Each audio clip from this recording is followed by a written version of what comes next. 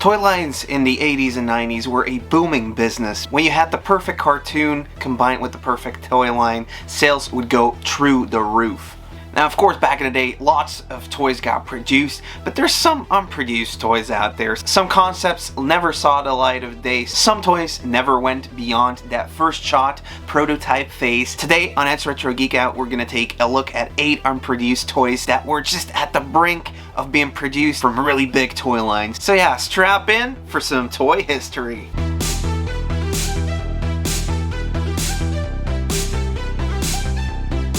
The first toy line we're going to take a look at is Teenage Mutant Ninja Turtles, my favorite toy line, and there was one transforming, mutating toy in there that never saw its release. If we check back to the 1993 Playmates toy catalog, we see the TMNT Muta Party Wagon. This toy, unfortunately, was never released. Now, back in 1993, TMNT comics were still going strong. We were in the 7th season of the cartoon animated series. At the same time, the 3rd installment of the action movie got released as well, with Teenage Mutant Ninja Turtles 3. Not well received, and there was also another toy line on the rise. Mighty Morphin Power Rangers was taking over. It appeared to be an uncertain time for Playmates, and what toys they were going to release, they released a lot during those years, 1993 and 1994, so I think there's a lot more that got scrapped from production. This was supposed to be part of the mutation line, and later on they did release some vehicles with mutating qualities. Now, the Muta Party Wagon was supposed to be 19 inches tall, with a pizza cannon and a huge katana blade. It was basically the classic TMNT vehicle you already have, but this time it could mutate itself into a giant fighting robot turtle, the meanest metallic monster those footfools will ever see, with fully articulated arms as well. Let's say we check out the pizza situation. Honestly, I don't get it why this thing was never released. I mean, it's 2 turtle toys in one. Probably it was too expensive to produce, and putting it out there, something that kind of looks like a product that was already out, might have been too expensive for the time. So obviously it's very unfortunate this Muta Party Wagon never got released, but there's a prototype out there. I mean, there's pictures. So if anybody has this, let me know. Tell me about this army of yours. Next, we're taking a look at the Masters of the Universe toy line. At the very end of the toy line in 1987, some promotional pictures circulated of a really giant dinosaur. It was a robot dinosaur that He-Man could ride in, and it was called Gigantosaurus. This was supposed to be part of the Powers of Grayskull line. The other dinosaurs like Turbodactyl and Binotops did see a release. Some of them came in the package that set the Power of Grayskull, some didn't. The Powers of Grayskull was a cancelled line in which the characters would travel back in time through a secret time portal and discover the origin of the Powers of Grayskull. You would learn how He-Man became so strong and explore the magical world of Pre-Eternia, home of Hero, the most powerful wizard in the universe. Monstrous dinosaurs and fierce giants, both good and evil, struggle for the control in this strange and hostile land. Now, a couple of these dinosaurs did see a release, like Tyrannosaurus Rex, Binotops, and Turbodactyl. They each possess a fantastic magical power. Can Hero master all the good magic of the ancient wizards and protect future Eternia from forever falling into the claws of evil? The Power of Grayskull, coming your way in 1987. Now, if we take a look at these promo pages, you're gonna see Gigantosaurus is huge. He's giant. He's so freaking big. I don't think they ever produced a dinosaur playable playset. Is it a playset? I'm not sure.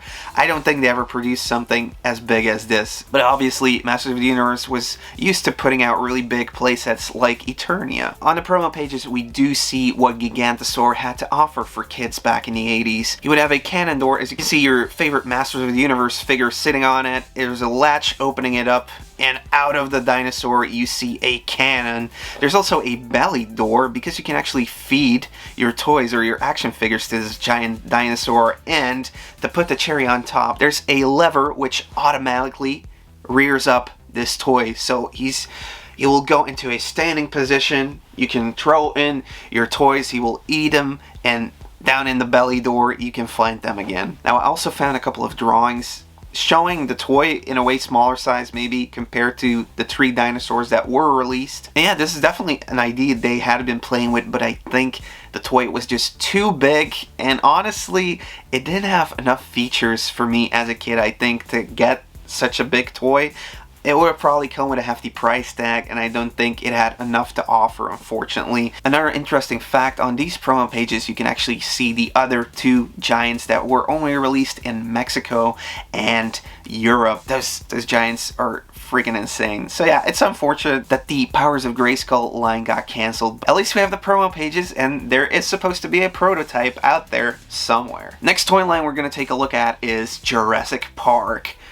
Oh yeah, this is Jurassic Park's Triceratops, also known as the Trike. That's his code name. He was planned to be released in the short-lived second series of the Lost World toy line, and it's speculated that he didn't see a release because maybe the horns might have been too dangerous. When kids were playing with it, it would stick out an eye or something like that. But hey, promo pictures were made, so they could have pulled the trigger on producing this lovely Trike toy. The toy would have a function of a ramming head attack by moving the tail, and it would mimic the head moves like the Trike moves his head in the movie when he's destroying Ludlow's tent. Also thrown in with the toy would be a Dino Hunter's tent and removable dino damage piece that we've all grown to love from the first series. Actually, the figure would have been quite big. It would have been a 13-inch dinosaur. Now, there's a bunch of prototypes out there. It's not just one. Some were painted, some weren't. Unfortunately, the toy was never put into production, so there aren't a lot of prototypes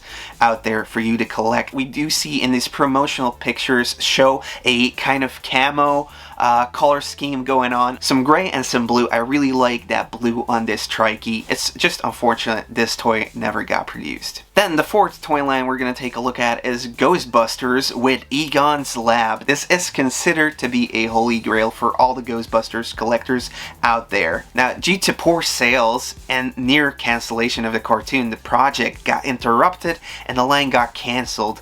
Egon's Lab, together with other concepts to be released during 1991 and 1992, never saw the light of day. They're ghosts, you might say. Who are you gonna call? Now, what did this playset have to offer? It had a levitation feature. You could pop a figure on there and then use a lever to levitate your figure because it's getting haunted by the machinery. Ghost hands pop out of the machinery as well, and you had a ghost smasher, which was a hammer-like thing, allowing you to hammer the ghost into the containment unit. And there's also like 3 wires out there to test the ghost before you put them into the containment unit. But I guess I shouldn't be explaining this. They did do a toy catalog description of the toy. So with Egon's new lab, kids can analyze and store all sorts of ghosts. First, examine ghosts with 3 probes, then smash them into the containment unit. But watch out, capture ghosts can hunt the equipment and cause the Ghostbusters to rise in the air. And it comes with a really cool companion ghost in cute orange. Now, there was a 3D printed reproduction made by fans for the community. A very limited amount of those were made by BAM Toy Co. Next up is Transformers Robots in Disguise Unicron. If you've seen the Transformers movie, you've heard about Unicron. He's the big planet transformer. He's a planet.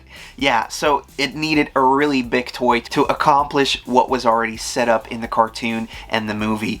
In the G1 line, multiple prototypes were created but never released. The first prototype was made by Takara. It was a green and yellow robot that came with a base, and you had a moon circulating around it. You know, it was kind of set up like a planetary system. There was also a lights and sound gimmick introduced. It was planned to interact with a infrared gun. You would have the gun inside of the moon and it would interact with the toy base itself. But when we take a look at the pictures of the existing prototype and you take a look at the rub sign, you would see that it is kind of small though. So next up, a longer version was created by Takara and Hasbro. This was a blue and yellow finished toy. It had a different kind of ring Going around the toy this time around, no moon laser gun, but a voice chip and planet microphone was added.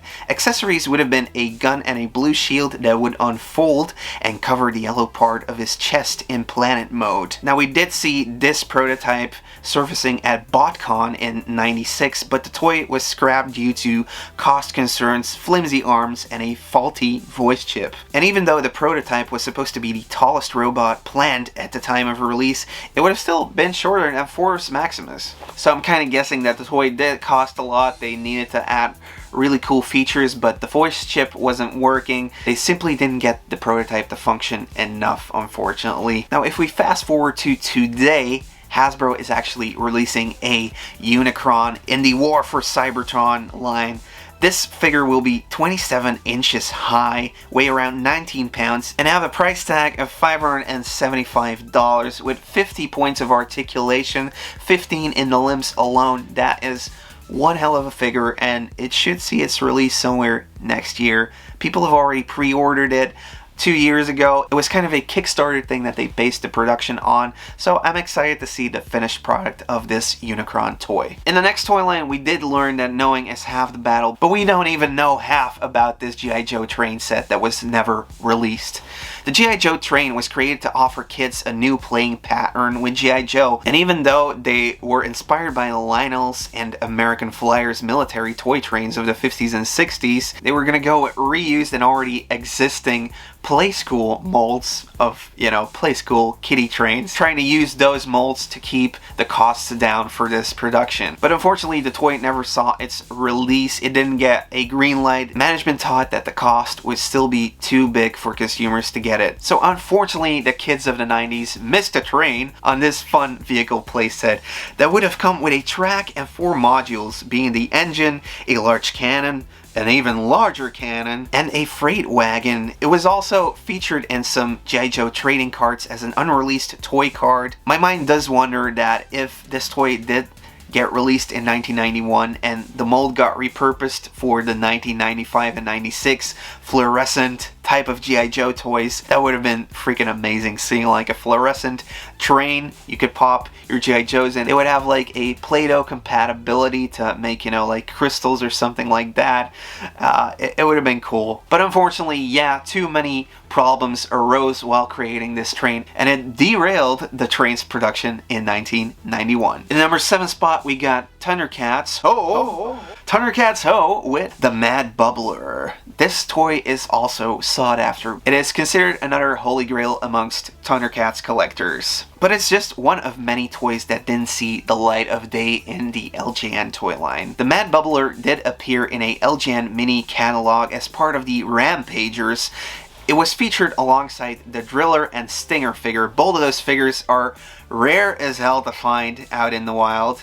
They are out there, but they are expensive. They are actual rare toys. And it's really a shame it never saw a release, this Mad Bubbler, because he was in the cartoon. That was the deal back in the day when you were a kid. You saw a toy in a cartoon, and a couple weeks later, it would be in the store in a toy form, and you can buy it. Now, the toy went through various concept designs and had one finalized version, which we can see in the catalog. The colors are different from the cartoon colors, and there were a couple of prototypes created for this one. Now, there's a bunch of customizers out there who make custom figures which you can commission to make your very own Mad Bubbler, and that's probably the only way you're going to get this toy, because due to cancellation of the entire LJN line, this toy never saw the light of day. Except if Eye of Thundera can give me sight beyond sight. I don't know what exactly the attachment is. I think they're cute, but kind of funny looking. Now, the last prototype we're going to talk about in this video came from the vintage Star Wars line, and is the rocket-firing Boba Fett prototype.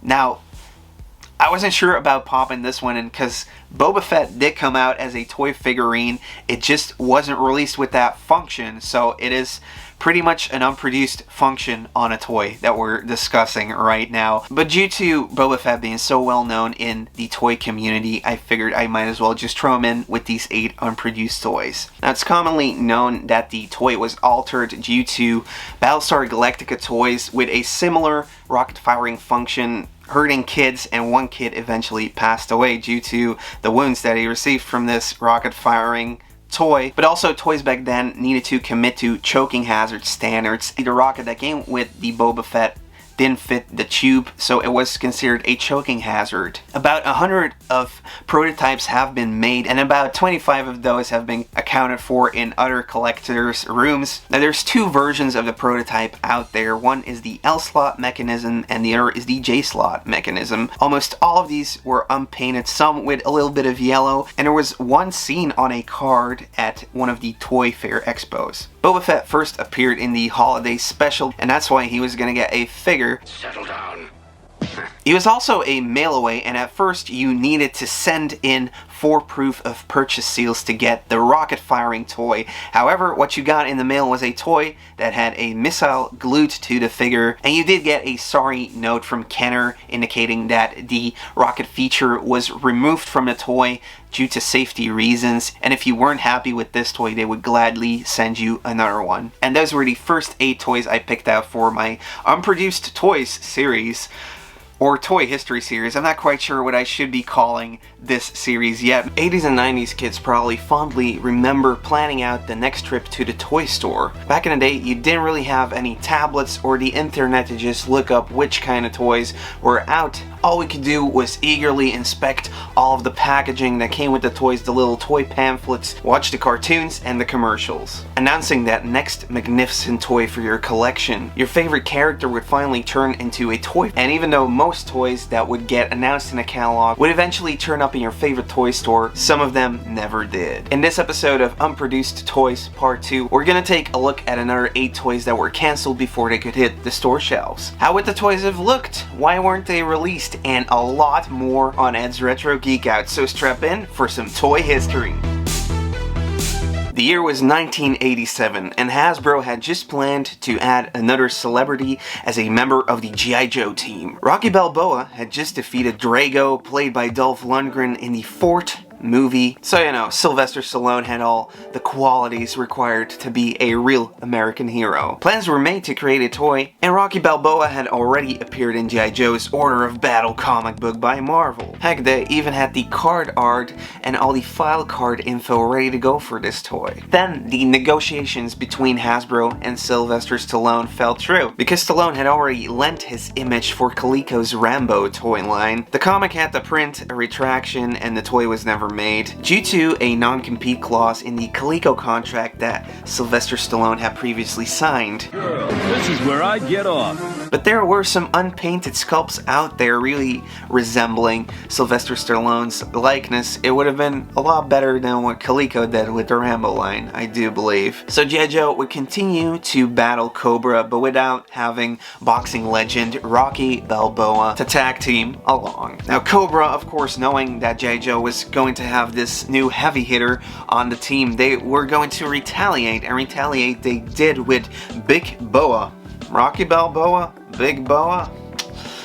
Kind of obvious. With this figure, Cobra would have had the perfect opponent for Rocky Balboa, and this figure did eventually go into production. And from one Hasbro line, we're going to head into a less popular one, Visionaries. Visionaries from Hasbro. During the second wave of the Visionaries toy line, they had envisioned to release Iron Mountain, the Holodrome. This would have been the home of Merklin, the mysterious wizard that would grant magical powers to the two factions battling it out. On one side, you had the Spectral Knights, and on the other side you had the Darkland Lords. The toy line was ready to expand with a second wave, and of course you needed a playset to have all these figures battling it out. So as announced in the 1988 toy catalog, we would see this massive playset dubbed the Iron Mountain. Featuring a special holographic effect showing the ghostly image of Merklin, kids would actually be able to place their hands inside of the 3D image that was generated by this toy. You would have 2 hidden trap doors, lots of caves to hide in,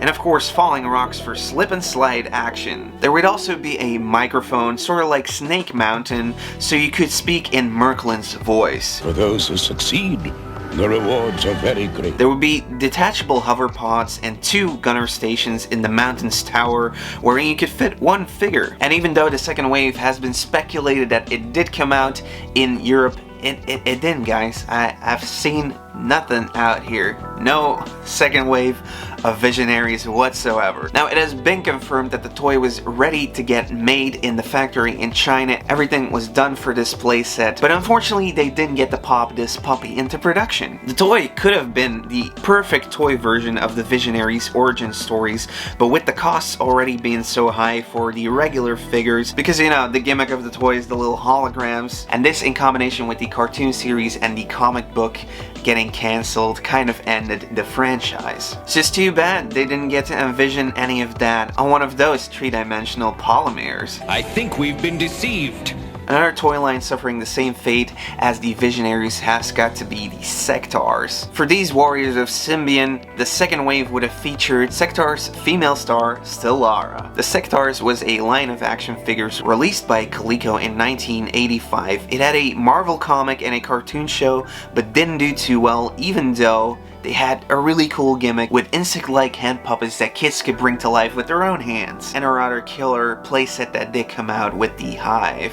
That's one good looking playset right there. The complete second wave of toys did get cancelled, but would have featured Stara, Prince Dargon's love interest, even though she did play a huge role in the comic book written by Bill Mantlo, who also created Rocket Raccoon. The figure in prototype form was announced in catalogs where she would have sported a similar color scheme as Dargon, so it would not have been the colors that we knew from the comic book. She would have come with a companion buck and similar weapons as the previous figures released for the line. Rhinox would have been the action buck with a headbutt feature, and her weapons would have been a skull dagger, a shield, and a vent gun. The line did get cancelled due to poor sales. Some of the figures were pretty gruesome, and moms across the world probably didn't want those little buck type things in their homes back in the 80s. Coleco did take a lot of effort sculpting these figures with lots of detail, and you know when you have lots of details going on in the sculpting and high quality of your toys,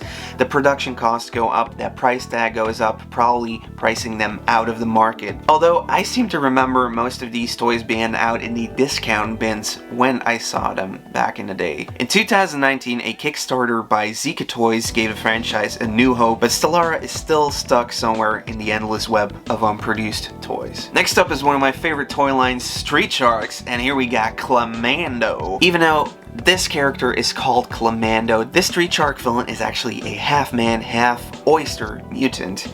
The only mutant creature to not be created by Dr. Paradigm, because this was basically a dock worker who fell into a nearby dock where they were dumping some toxic waste. Not that they really explain it in the show why they were dumping toxic waste there. Now, there seem to be two variations of the prototype out there, one in black and white as was featured in one of the last toy catalogs featuring the Street Sharks, and another one in green and purple, more like one of the versions we have seen in the cartoon, although this version did not have any of the crazy eyes. The toy would have had pearl grenades and could protect itself by closing its shell. And even when closing its shell, it would still remain to have full visibility due to his funny looking eye sculpts functioning as periscopes when he's in full shell mode. A pearl of wisdom!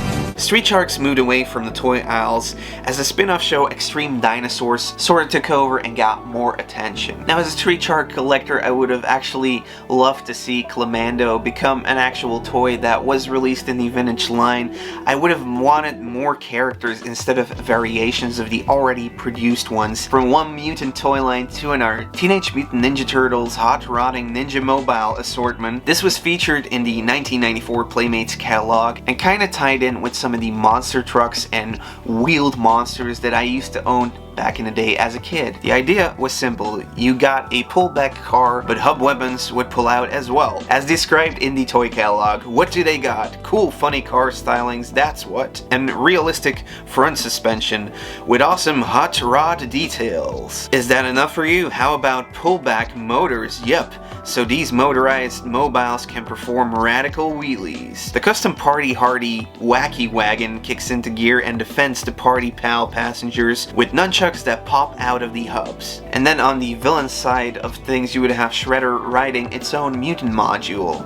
The massive hot rodding macho mutant module cuts deep into crime with blades that pull out of the hubs. Now, figures weren't included with this, but you did get some kind of a staff accessory attached to the toy where you could place your toy onto. When it would kick into action, the toy would not get spun around inside of the car or would get kicked out of the car because of the wheelie action going on. Now, it is kind of odd that they did go for the party wagon and the mutant module. Probably those were more known to kids, but the hot rodding name immediately jumps to mind when you think about the hot rodding teenagers from Dimension X. So it's kind of odd that they did not go for one of those hovering Cadillacs that those teenagers from Dimension X were driving in. Relax, April, they're cool! It does actually remain a mystery why this was not released. I mean, the Teenage Mutant Ninja Turtles line had merchandise for everything, so why couldn't a toy car be produced that you could have your action figures ride in? It's strange. It's strange. But not as strange as the Skeleton Warriors Bone Dragon. Now, to me, Skeleton Warriors is a Playmates toy line that has some of the best sculpts in the business. One toy that never got to be would have been a Bone Dragon of epic proportions. This toy figure would have been 13 inches tall and fully articulated. Spring-powered blasters would have come with it, as well as metallized armor. It could hold up to 3 figures, come with a real light star crystal, and that deadly skeleton detailing we all love. This would have been known as Baron Dark's deadly dungeon dragon. The ground shakes and sky darkens as Baron Dark rides Morgor, his massive bone dragon, onto the battlefield.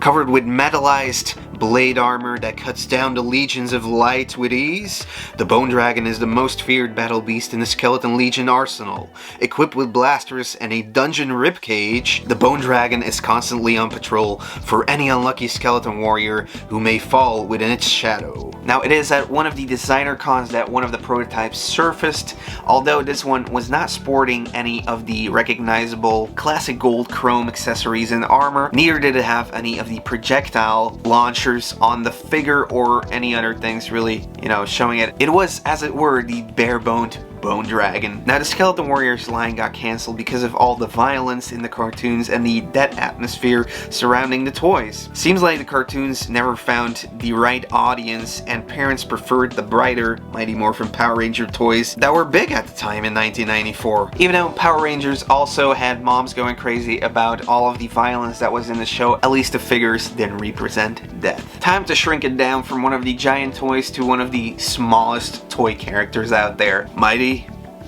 Max. Let's just keep it the way it was. The Warmonger Mega Head is an unreleased battle fortress originally intended for release in 1996. The playset was cancelled alongside the other Mighty Max into the Battlezone series of toys. This would have been the 4th wave, but none made it past the prototype stage. Now, the whole Into the Battlezone line would have been forgotten if it wasn't for those meddling Mighty Max fans who rediscovered the toy line when one of the toy line designers posted details including a pictorial SKU, a stock keeping unit, on the Mighty Max Archives forum. The Into the Battlezone line would have featured an older looking Max. It would have allowed Mighty Max to continue story-wise, but also be a little bit different. Warmonger is the Chief General working for the Skullmaster, a brutish looking humanoid, also appearing in the TV show It Was Time for his own playset. And this playset would have featured Mighty Max, Warmonger, a insect monster, and a Skullmaster's head? What you would have gotten was a slightly bigger Mighty Max playset. A base would open up. You would need to pull out one of the horns to create 2 staircases so you could go from the bottom base to 2 platforms in each side of the head. The staircases would lead you to the higher levels and lots of other deadly booby traps. And honestly, it's too bad they had to pull the plug on this second iteration of Mighty Max, because it would have been really cool to see this character develop even more. And this is one for the bronies. Yeah, guys, there was a unreleased playset in the My Little Pony line. The concept art for the Flutter Pony playset was shown on the My Little Pony fair in 2016. Rude Bush, one of the G1 Hasbro My Little Pony artists, actually brought along her concept art and some pictures of the actual prototype. The concept would have been a little cottage in the clouds that the Flutter Ponies could use to manipulate the weather. The base was sculpted with white clouds and a little window that you could open up showing a spinner with different types of weather on it. What the frick is a Flutter Pony? The Flutter Pony is known as a race of winged ponies, unlike the Pegasus, but with butterfly wings that could control the weather loosely. It was loosely based on weather controlling ponies, and you could actually see this on the back of the cards that these ponies came on. Now, why was this playset not released in the G1 line? It felt too soon to release another playset next to the Paradise Estate, which was already an expensive playset, so maybe they didn't think parents would go for another playset for their kids. The Flutter ponies were also known for breaking the wings easily. These butterfly wings were translucent and broke quite easily, and popping these guys into a house would probably have them break even more, but it would have actually made sense for them to release another playset to cash in on the success of the movie or the sequel. As an 80s and 90s kid, you had it all when you had a playset for your favorite toys, like Castle Grayskull for instance. It would also function as a place to hold your figurines in, and you could carry it around easily. The immense detailed sets by GI Joe, it seems like every popular toy line needed a playset to really verify their existence. In this Ed's Retro Geek Out, we're going to take a look at 7 playsets that never got to be the background for your own fantasy storylines that you were playing out with the toys, and also will never be the perfect background to display your toys in as a collector. So strap in for some toy history. This toy history starts us off at the turn of the decade between the 80s and 90s. Cleaning the world had become a trend worthy of a toy line and a cartoon. And Captain Planet definitely checked all of those boxes. But one of the things that never got produced for these Tiger Toys action figures was the Hope Island playset. Tiger Toys started producing the Captain Planet and the Planeteers toys in 1990. The 1991 toy catalog showcased a drawing of Hope Island, the home of Gaia and also where the Planeteers would live. And that's all we got, the drawing and the text that came with it. It is not known if any prototypes out there exist for this playset. The playset would feature a Geo-Cruiser landing pad, an eco-track, kind of like a zipline, view-screen communicator computer, Planet Vision, Eco-Villain Detention Center with a trapdoor, and, as cherry on top of the Planeteer peak, a falling boulder. Oh, and an elevator in the back.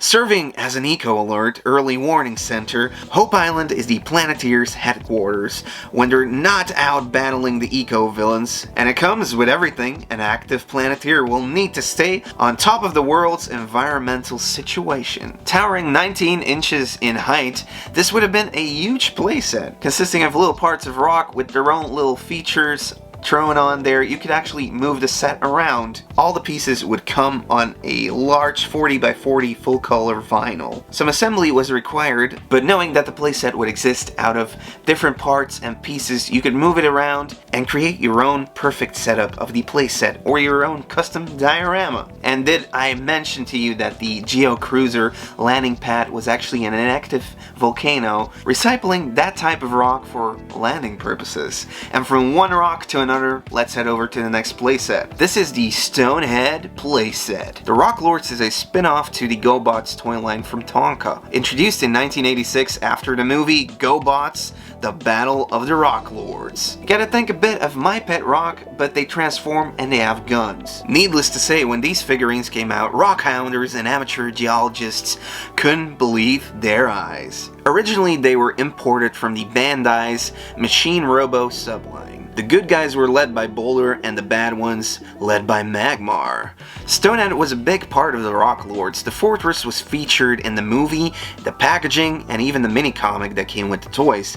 So that kind of planned and worked towards bringing focus on Stonehead, but the playset never got past the prototype stage. And they really tried hard because there's 2 prototypes out there. The first one, featured in 1986 Tonka's catalog, not so much a fortress like the cartoon would depict it, but merely a head with a handle allowing you to open and close the mouth. Apart from the handle also activating a trapdoor, it would also have a jail cell and a built-in carrying handle, just like Castle Grayskull. But none of that you could really see on the pictures that are still available from this prototype. And because the toys vary in size, I do wonder how many of them would actually be able to fit inside of Stonehead's mouth. In 1987, a second prototype was featured in the Bandai catalog. catalog. Working on some of the gimmicks of the first one, you could open this one up. The weapon storage device looked pretty cool, and at least now you would have multiple platforms to work with. So even after 2 prototypes were introduced in catalogs, we never got to see the release of this playset, with the Transformers getting the better end of the transforming robot sales on the toy market.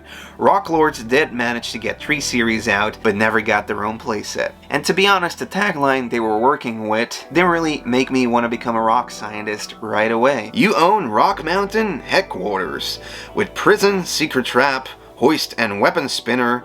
Rocklords and Gnarlies are not included. Remember that one scene in the Tom Hanks movie Big, where they're talking about a transforming building? The building doesn't do anything.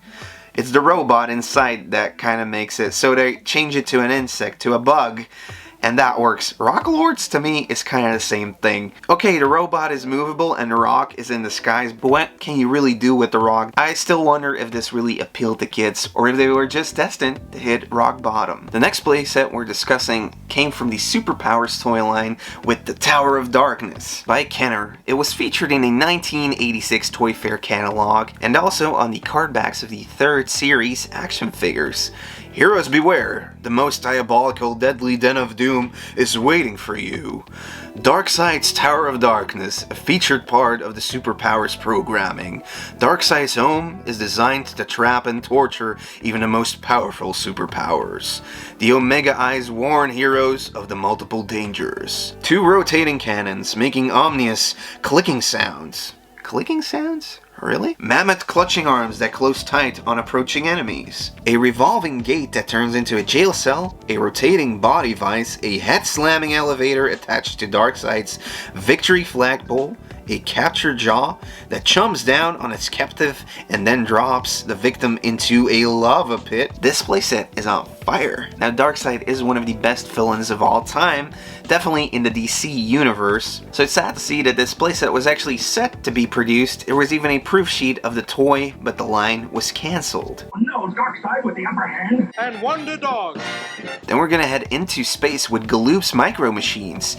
They had planned to release toys and playsets from the Aliens movie, even though it was 10 years after the release of the movie. But where else could you go from Star Trek and Star Wars, honestly? The only other big space franchise was Alien. Action Fleet was a series of Micro Machine toys that did well for the Star Wars toy line, so they planned one based on the vehicles from Aliens. And obviously, they also planned a playset. The Outer World PlayStation was a micro version playset and the most amazing Alien sets to ever be created, but never produced, including exclusive micro figures of Bishop, Gorman, and Ripley inside of a power loader, and of course the talent, the aliens themselves. In one of the toy catalogs, we did find this description: action scale playset from the sci-fi movie. Multi-level playset opens into dynamic interior-exterior battle action scenes. Planetary replica with figures and multiple action features, including flip open ship, alien queen, alien eggs with pop-up face huggers, figure catapult, drive-down ramps, and parasites in see-through tanks. Unfortunately, the continuation of the Action Fleet toy line was cancelled due to the lack of demand for these Micro Machine toys based on the R-rated movie. But enough talk about space, let's head back to a simpler time. A simpler time, back to that farm life with Barnyard Commandos. In 1989, Playmates didn't think you needed more than a squishy toy and an armor to put on top of it to sell it to kids. So Playmates started producing Barnyard Commandos. A year later, in 1990, a cartoon would follow based on these toys. The concept was farm animals. Throw some radioactive material in the mix and you have 2 opposing parties.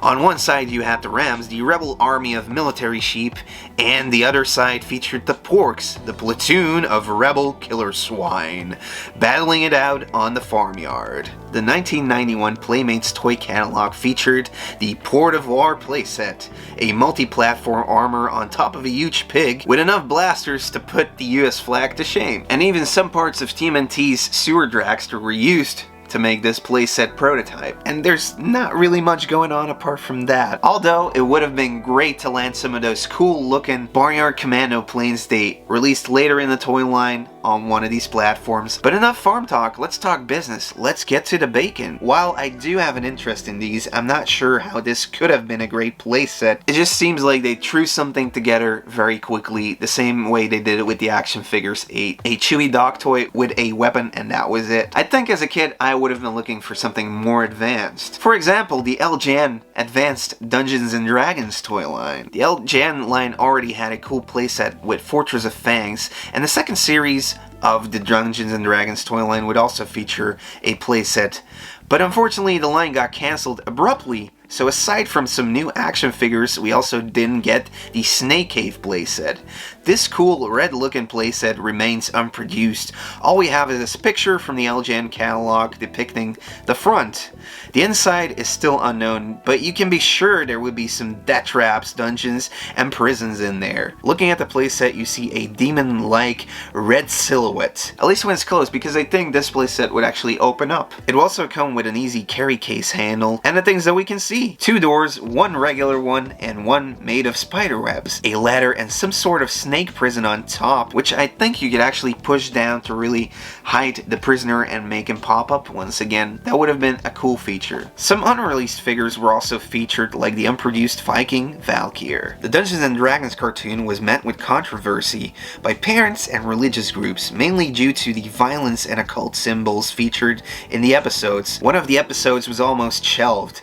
The Dragon's Graveyard would feature a character that was contemplating to kill their nemesis. I remember a couple years ago I preached a message for television called Dungeons & Dragons, and in it I dealt with the occultic overtones, the witchcraft, the demonism, the spells. In 1985, the FTC demanded they would run a warning during the broadcast stating Dungeons & Dragons had been linked to violent real-life deaths. In the 80s, this would have definitely held parents back, so unfortunately, due to poor sales, the toy line died. And then the last one in the bunch is probably the coolest looking one, and also the strangest one. We don't really know whether this one existed or not. The Fortress of Doom, as seen in the Remco catalog in 1984.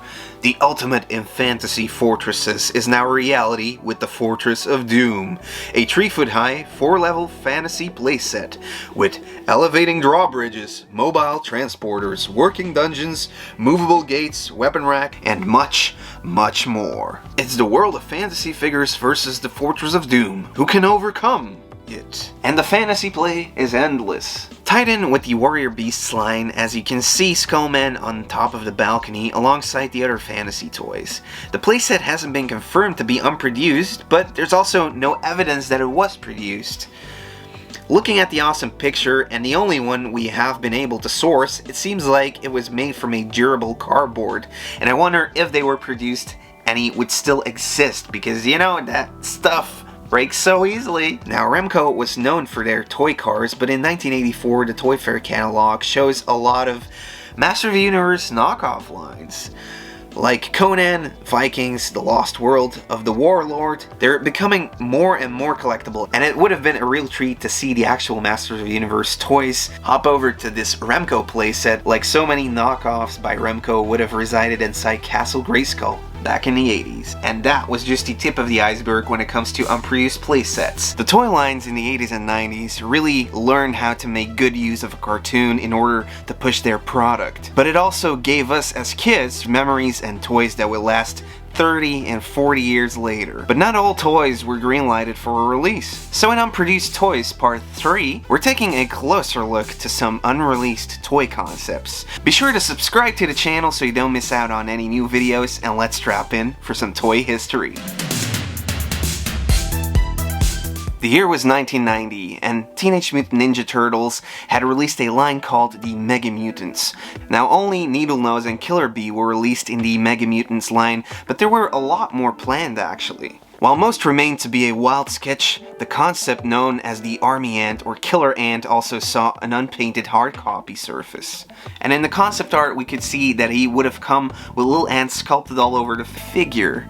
a picnic spread with a weapon-filled basket, a headpiece that would feature a metal helmet, a champagne bucket, and a dinner plate would function as pads. They were really running with this picnic theme on this guy. And it would also feature a boxing glove, but it didn't make it into the next match, which was the prototype stage. We got a sculpt where we can see tank tracks used as armrests, although it is uncertain that all of these features made it into the eventual hard copy we're looking at right now. Now, the Army Ant would have been an obvious follow-up to the already existing Killer Bee and Needle Nose. What happens when you add bugs to mutagen, even bigger mutants? This Army Ant is ready for action to ruin the Turtles' picnic. I would have loved to have seen what the proto-chair would have looked like thrown together. Maybe on this little rendering we can kind of see a glimpse of what it would have looked like. And there's some other unproduced concepts for the line. They included the Exterminator, Undertaker Spider. This concept art is totally badass, and I just want to see this thing turn into a prototype. And another concept was the Buzzard Bomber, which technically isn't an insect, but they wanted to throw into the Mega Mutants line anyways. But why even pay designers to make this concept art when you can have kids create the art for you? In 1986, Mattel had a Create a Character contest for kids. They could send in their own designs that could possibly get made into an actual Masters of the Universe figure. Later that year, they selected 5 figures that you could pick from. The first being Netta, a hero made out of nets. I-Beam, a giant walking eye looking kinda like Optic, which was a release in the New Adventure series. Compactor, a guy who could smash things with his torso. And the giant brain dude called Brainwave, and contest winner 11-year-old Nathan's Fearless Photog. The heroic cameraman focuses in on evil warriors and drains them of their power. Photog's chest shows pictures of the defeated enemies. Quite the concept this little 11-year-old came up with, right? He got the win after votes were cast by 150,000 people and won a $100,000 scholarship. Although there was some controversy from him getting a little bit of help from his dad, that however got resolved. And then you had the other part. The kid actually didn't own any Masters of the Universe figures. What do we have here? However, the contest was so late in the line it never went into production, but some toy fans have tried recreating the toy. And also, Matty Collector did the same contest for the Masters of the Universe Classics line, and there we got Castle Grayskull Man as part of the Masters of the Universe 30th anniversary. Now I do wonder which concept art you guys would have sent in, and if you would have picked one of these 5 concepts. Now here's a line I haven't really spoken about, and that is the Crash Dummies. The Crash Dummies were designed by David McDonald and Jim Byrne and based on the popular PSAs of the late 80s to get people to wear their seatbelts. Tyco released these colorful toys from 1990 until 1994. You could learn a lot from a dummy. Buckle your safety belt. But did you know the character Daryl was actually a gender swap from the originally planned toy? Darlene was set for release in the Generation's first wave as the only female and still remains the only unproduced character. And there's 2 concept toys out there that would later get replaced with Daryl. The first version wouldn't have been too different from the Daryl we all know, as it had the same spin top, trigger action, but also 2 short pieces of yellow checkered ribbon that sprung out on top of her head. Now her concept was quickly retired as Tyco didn't want their toy to crash with their primarily boy demographic. Protec did a final version of Darlene in 1993, but the figure never went into production, although it could have been their step into the girl toy market. Daryl, however, still has a very feminine physique left over from Darlene, and that even despite his reimagining early into the development process. Darlene remains to be the most elusive Crash dummy, with some samples being packaged on Daryl cards. The only way you could get them was through a Tyco employee, and that is if he could find out where they were shelved. Now another thing that crashed is the console production by Sega. Let's zoom into that with the console wars from the early 90s, where Sega and Nintendo battled it out. Sega was doing multiple add-ons to their Genesis model in order to keep it competitive to the Nintendo. One model called the Sega Neptune didn't make it into production. This mythical system was basically a 2-in-1 system, bringing the Genesis and the 32X together in one console. Planned to be released in 1995, you could buy this one in in store for $200, and it would have actually been cheaper for new Sega fans to buy this than getting both systems separately. Now the Neptune got delayed late into 1996 and then cancelled when they stopped producing the 32X add-on. The Sega Saturn was to be released, and they also had the Sega CD add-on out already. Now there's just too many Sega consoles coming all together at once. A 90s news article showed the system and referred to it as the Genesis 32X system. Now for fans that still want one of these, there is a mod possible. You could actually mod a Genesis 2 model where you could fit the 32X into as well and Frankenstein yourself one of these hyped consoles. Now I do think the Neptune would have worked better without the add-on first being released, but hey, there's plenty more consoles in the Sega Sea. All this talk about Neptune and Sea is making me kinda thirsty, and we all know the shaken not stirred martini loving Bond. James Bond. But there was also an amazing cartoon with flashy color toys called James Bond Jr. Skullcap is a metal cap assassin that appeared in the 1991 to 1992 animated television show in quite some episodes and also in the comic books. So the second wave of toys was planned to feature this massive action figure. However, the original wax sculpt and artwork for the toy packaging took a departure from the way he was depicted in the cartoon. This would have been a bulky figure with a skull-like belly and an extra point of articulation where you could move the head up and down. I was one of the kids watching this cartoon and actually liked the toys, but unfortunately the line got cancelled, so the second wave never saw the light of day. Which is too bad because the enemies in all the Hasbro toy lines usually looked cooler than their heroic counterparts. And talking about heroes that look cool, this is the last real cartoon show I watched as a kid, as it featured some kind of Teenage Mutant Ninja Mummies?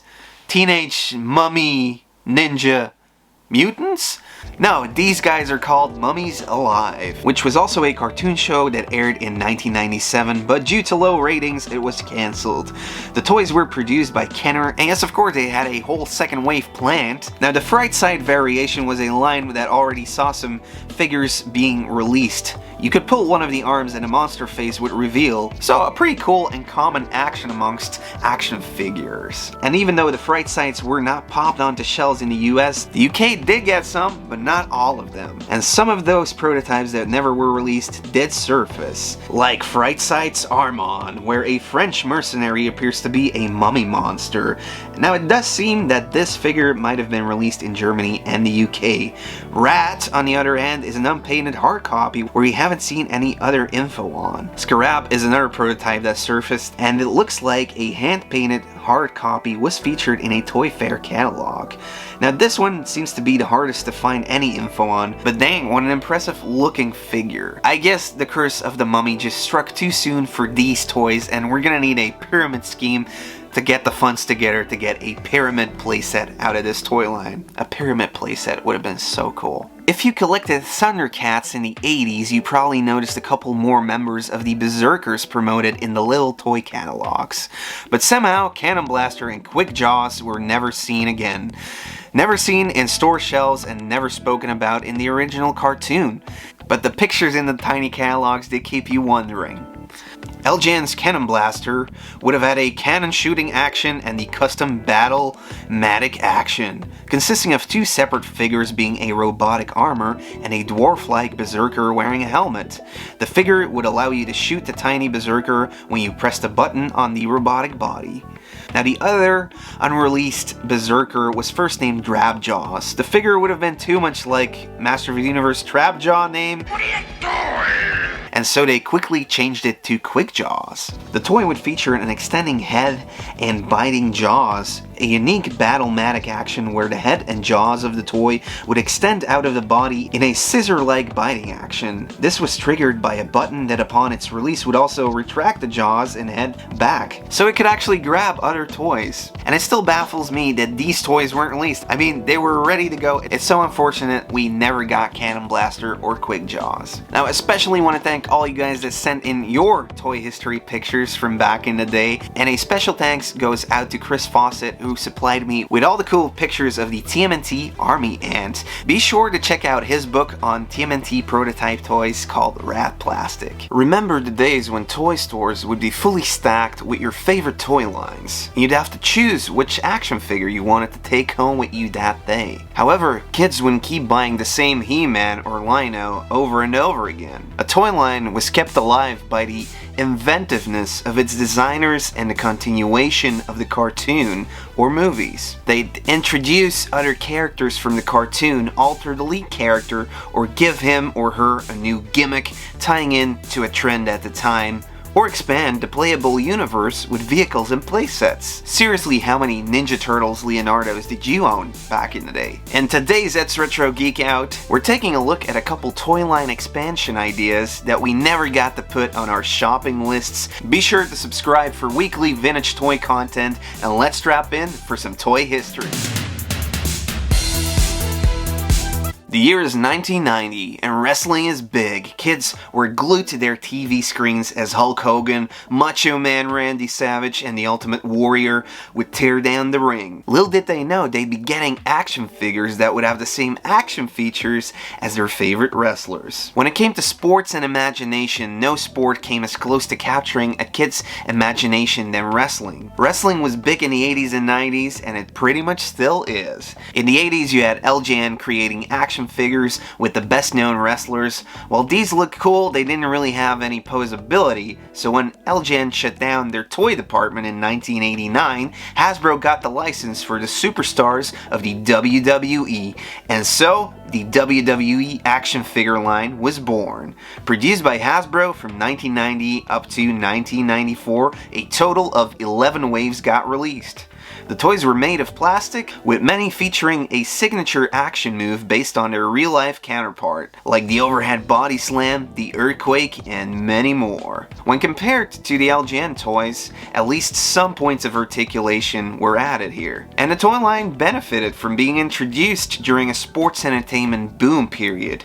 These figures were among the most popular sports entertainment action figures of their time, and have since become collector's items. Now for this toy line, the continuity consisted of putting out wave after wave of new characters, creating tag teams, but also revamping the most popular figures over and over again. So we did mention that Hasbro created these up to 1994, so before the WWE canceled their deal with Hasbro, there were also plans for a Series 12, which we now call the Orange Card Series. There's even been some prototype pictures online of the head sculpts and some artist sketches for this series.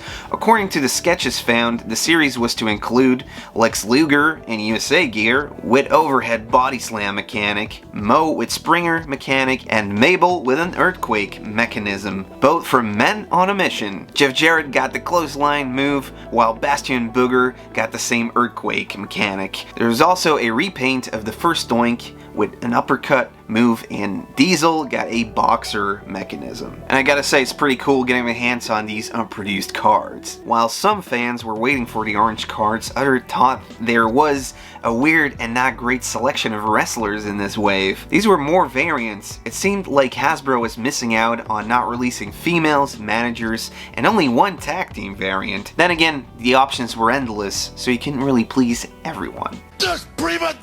Another line that was looking to expand their line with repaints was the Coleco Sectaurs line.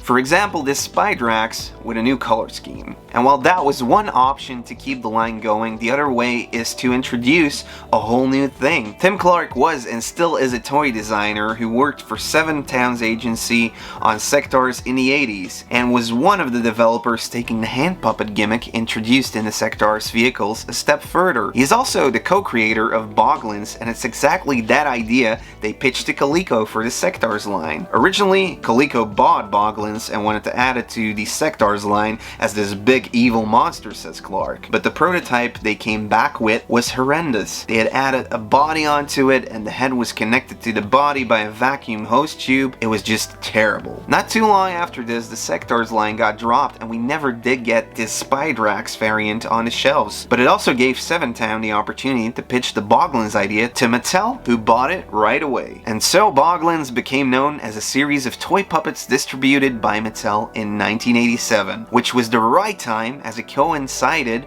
with the creature craze of gremlins, ghoulies, and critters taking over the big screen. The goblin-themed hand puppets were made of flexible rubber and could be manipulated to represent speech and facial expressions. These were perfect to scare your little sister with. Several series of large and small boglins were released up to 1994, yet on these cage boxes, one part of the family tree was left open. This would remain to be an unproduced line, known as the Night Creature Boglins. 3 different creatures that were designed to look like bats. And though there is existing advertising materials promoting the spin-off line, Clark says they were never in any way actually produced. There were prototypes made, but Tim Clark never saw them. They named the Night Creature Boglins Drac, Uki, and Screech, but now they're just pictures on the web, and hopefully somewhere out there the prototypes are still alive. In the end, it was again the same hand puppet with an extra gimmick of having wings like a bat. At the tail end of the 80s, the Night Creatures got cancelled. After just 2 years on the market, in the United States, Mattel lost interest in the Boglins line, which is a shame considering the Boglins were on the verge of really expanding and blowing up. As Tim Clark says, 7 towns had given secondary licensing to Surge Marketing, who designed t-shirts and all kinds of stuff. Mattel, however,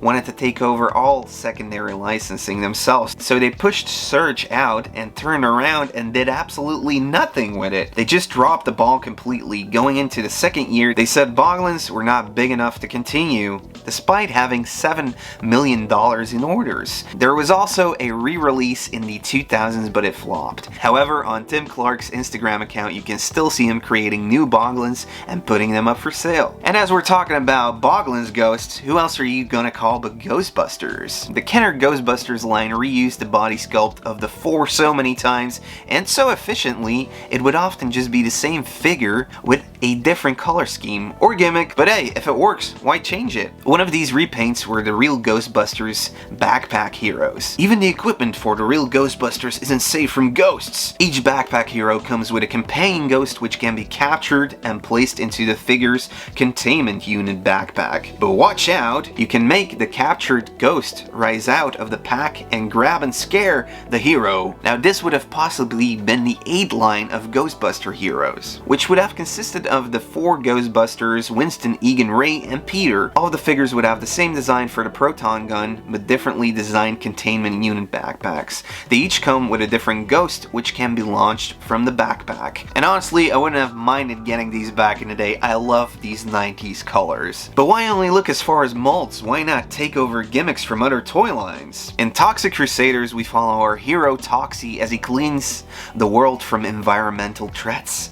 The toys were made by Playmates, who were already going strong with TMNT. In 1991, a second set of action figures was in the works featuring other characters never brought to life on shelves before that time, but Toxic Crusaders could also use the other tricks, using the same molds and simply changing the colors, or looking at the whole back catalog of Ninja Turtles. Like this kid bashed Toxie with his twisting arm. Now that little spinner package is something familiar. The whole thing is looking an awful lot like the gimmick they gave Mikey in the Wacky Action line, and I think this would have worked great with the big mop Toxie uses as a weapon. A lot of times adding a gimmick would also limit the playability and articulation of an action figure, because in order to sell the gimmick, it needed to work perfectly. Now this isn't the first time Playmates swapped around ideas for the 2 toy lines. Leo's bodacious buggy was also used as Toxic Crusaders' hideous hovercraft, and Toxie's big vehicle, the Turf Surfer, we also saw as Michelangelo's Sidewalk Surfer in 1992's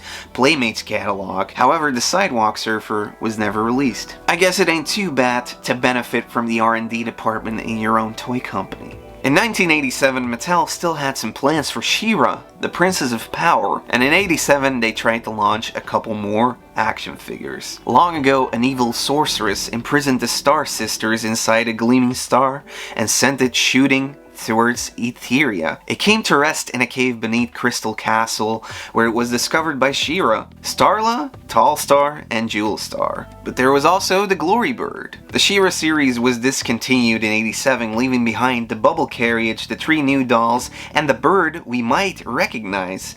Yeah, Just like with Playmates, expanding a toy line could be just as simple as just visiting the archives with a paintbrush. Nowadays, Glory Bird could easily be recreated by customizers who are simply using the Masters of the Universe birds. Zor, the Fighting Falcon, and Screech the Barbarian Bird were basically the same thing apart from their paint job. And just like Battle Cat was taken from a mold previously made for Big Jim, Zor and Screech were just repaints of Big Jim's The Eagle of Danger Peak, which was an accessory pack including a real action eagle, hiking outfit, backpack, and camping gear. Big Jim figure was not included. For the MOTU line, they did create an extra bomb pack for the birds and a perch to have them placed on. Even the name Zor seems to be referencing back to an early 70s Mattel Eagle, which was a bit bigger, but also called Zor. I think I'm gonna end up collecting Big Jim accessories after all. Taking the same doll and ever so slightly releasing her over and over again was masterfully done by Barbie. So the dolls of Jem used the same principle. When Jem came to the cartoon screens in the 80s as Jem and the Holograms, where lead character Jerrica can summon hologram powers when she touches her earrings and turn into Jem, a musical superstar hero. The same idea as Barbie was used, where you had the same dolls but different clothing. And in 1988's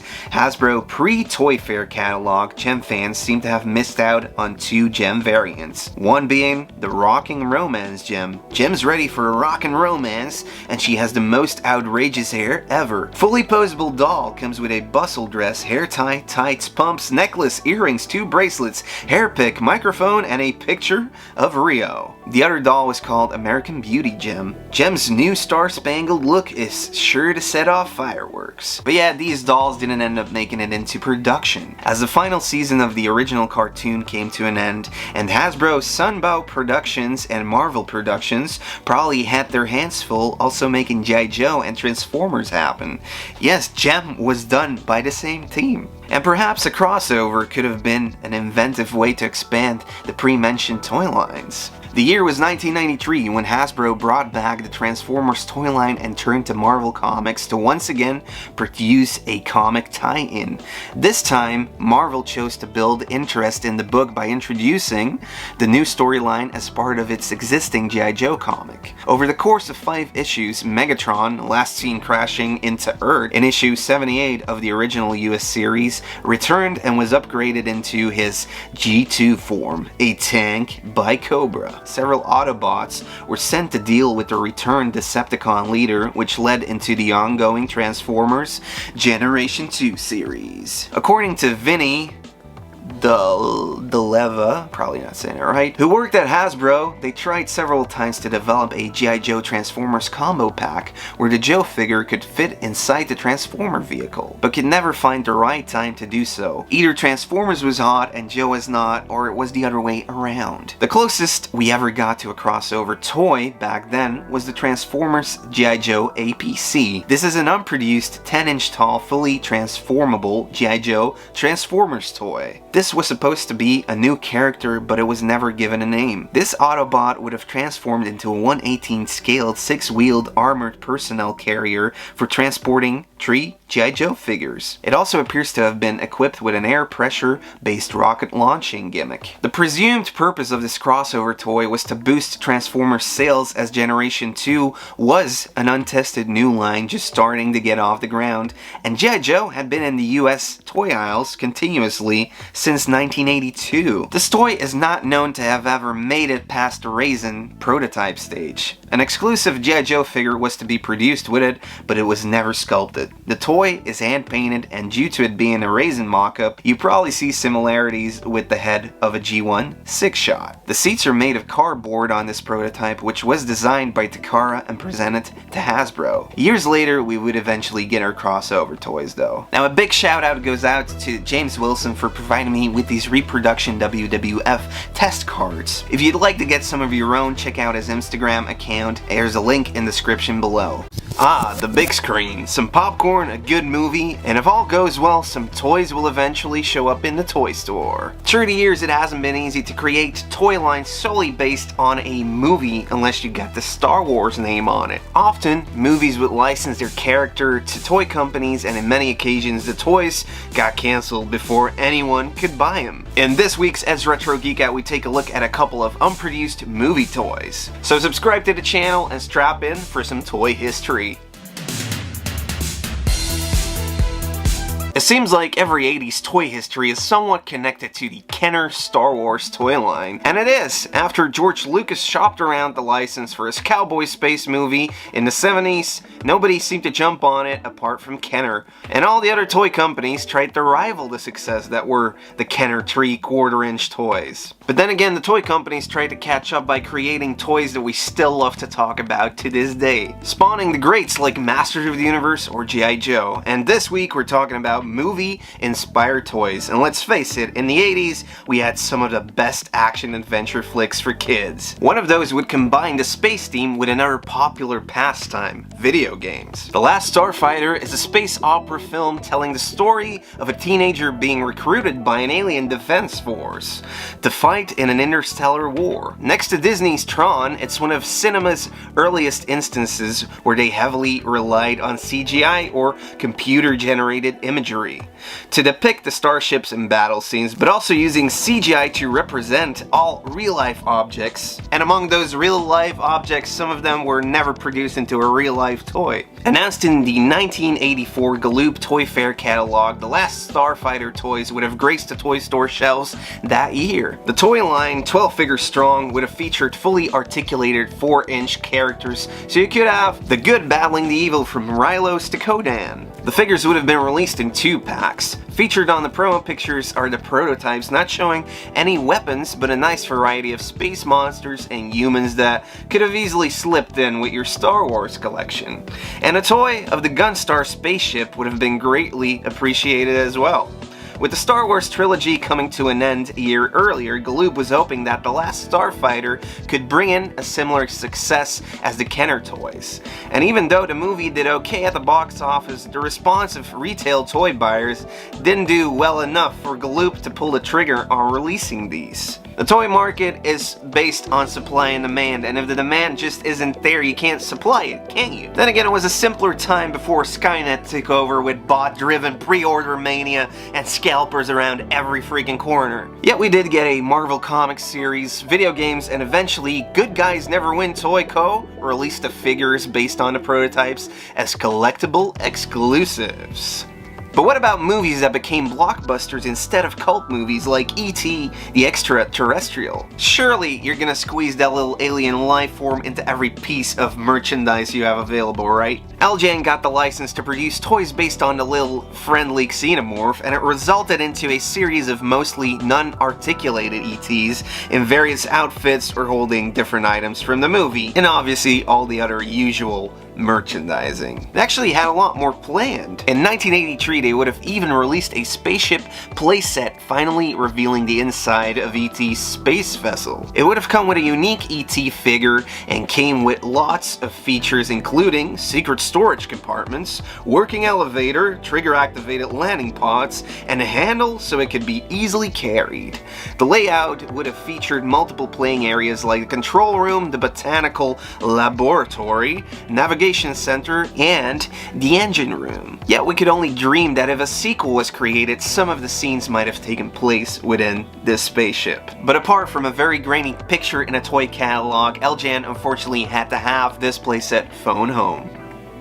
Even Matchbox was trying to cash in on a small kid-friendly movie star. Their eyes fell on Short Circuit. The little robot proved to be the perfect RC car match. The star of the hit movie Short Circuit and soon-to-be-released sequel, Number 5 Robot, is now a 14.5-inch radio-controlled robot. Not only can it move forward, left, right, and stop, you can also transmit your voice to make him speak in his own unique voice. His eyes would light up, he came with articulated arms, head, and even had spring-loaded hands that enabled him to carry things around for you as your own personal robot. Like the one in Rocky IV, Polly's robot girlfriend? Well, in the end, Short Circuit 2 didn't perform too well at the box office, and other toy robot helper servants took over the shelf space at the local toy stores near you. I think in this day and age we can all use a little bit of help from our little robot buddy Emilio to get those NECA pre-orders.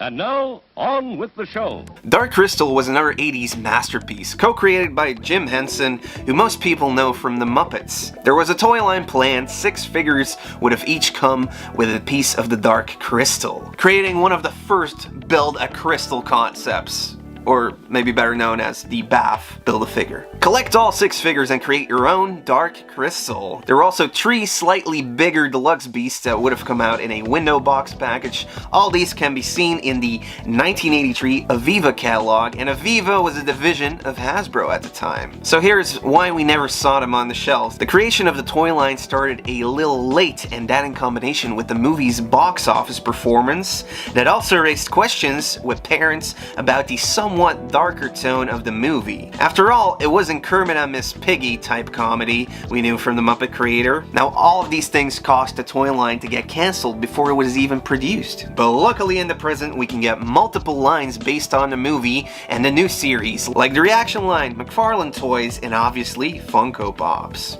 They're everywhere.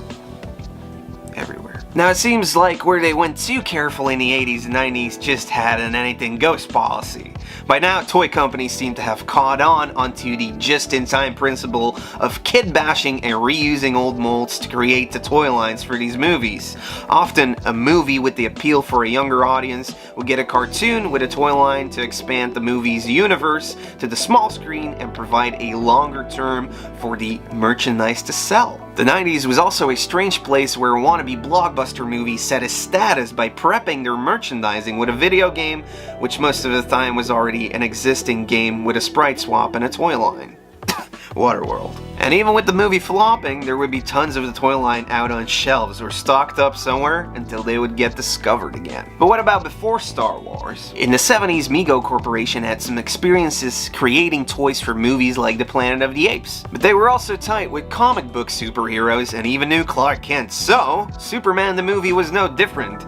They would make toys based on the movie, though apart from Superman, they did head back to the comics for a more toyetic character design to include some characters for the 12-inch movie line. Otherwise, it would have just had more celebrity dolls, which was also a Mego thing back in the day. Added was Jor-El, General Zod, and Lex Luthor, based on the comics, as well as adding them to the smaller Pocket Superheroes line. For both, a playset was also designed but never produced. The Fortress of Solitude would have been a large trifold playset with backgrounds inspired by the movie. The smaller line would have possibly reused other molds like they had done for the figures. In the end, the Superman toys didn't increase sales for Mego, so they pulled the plug on the line.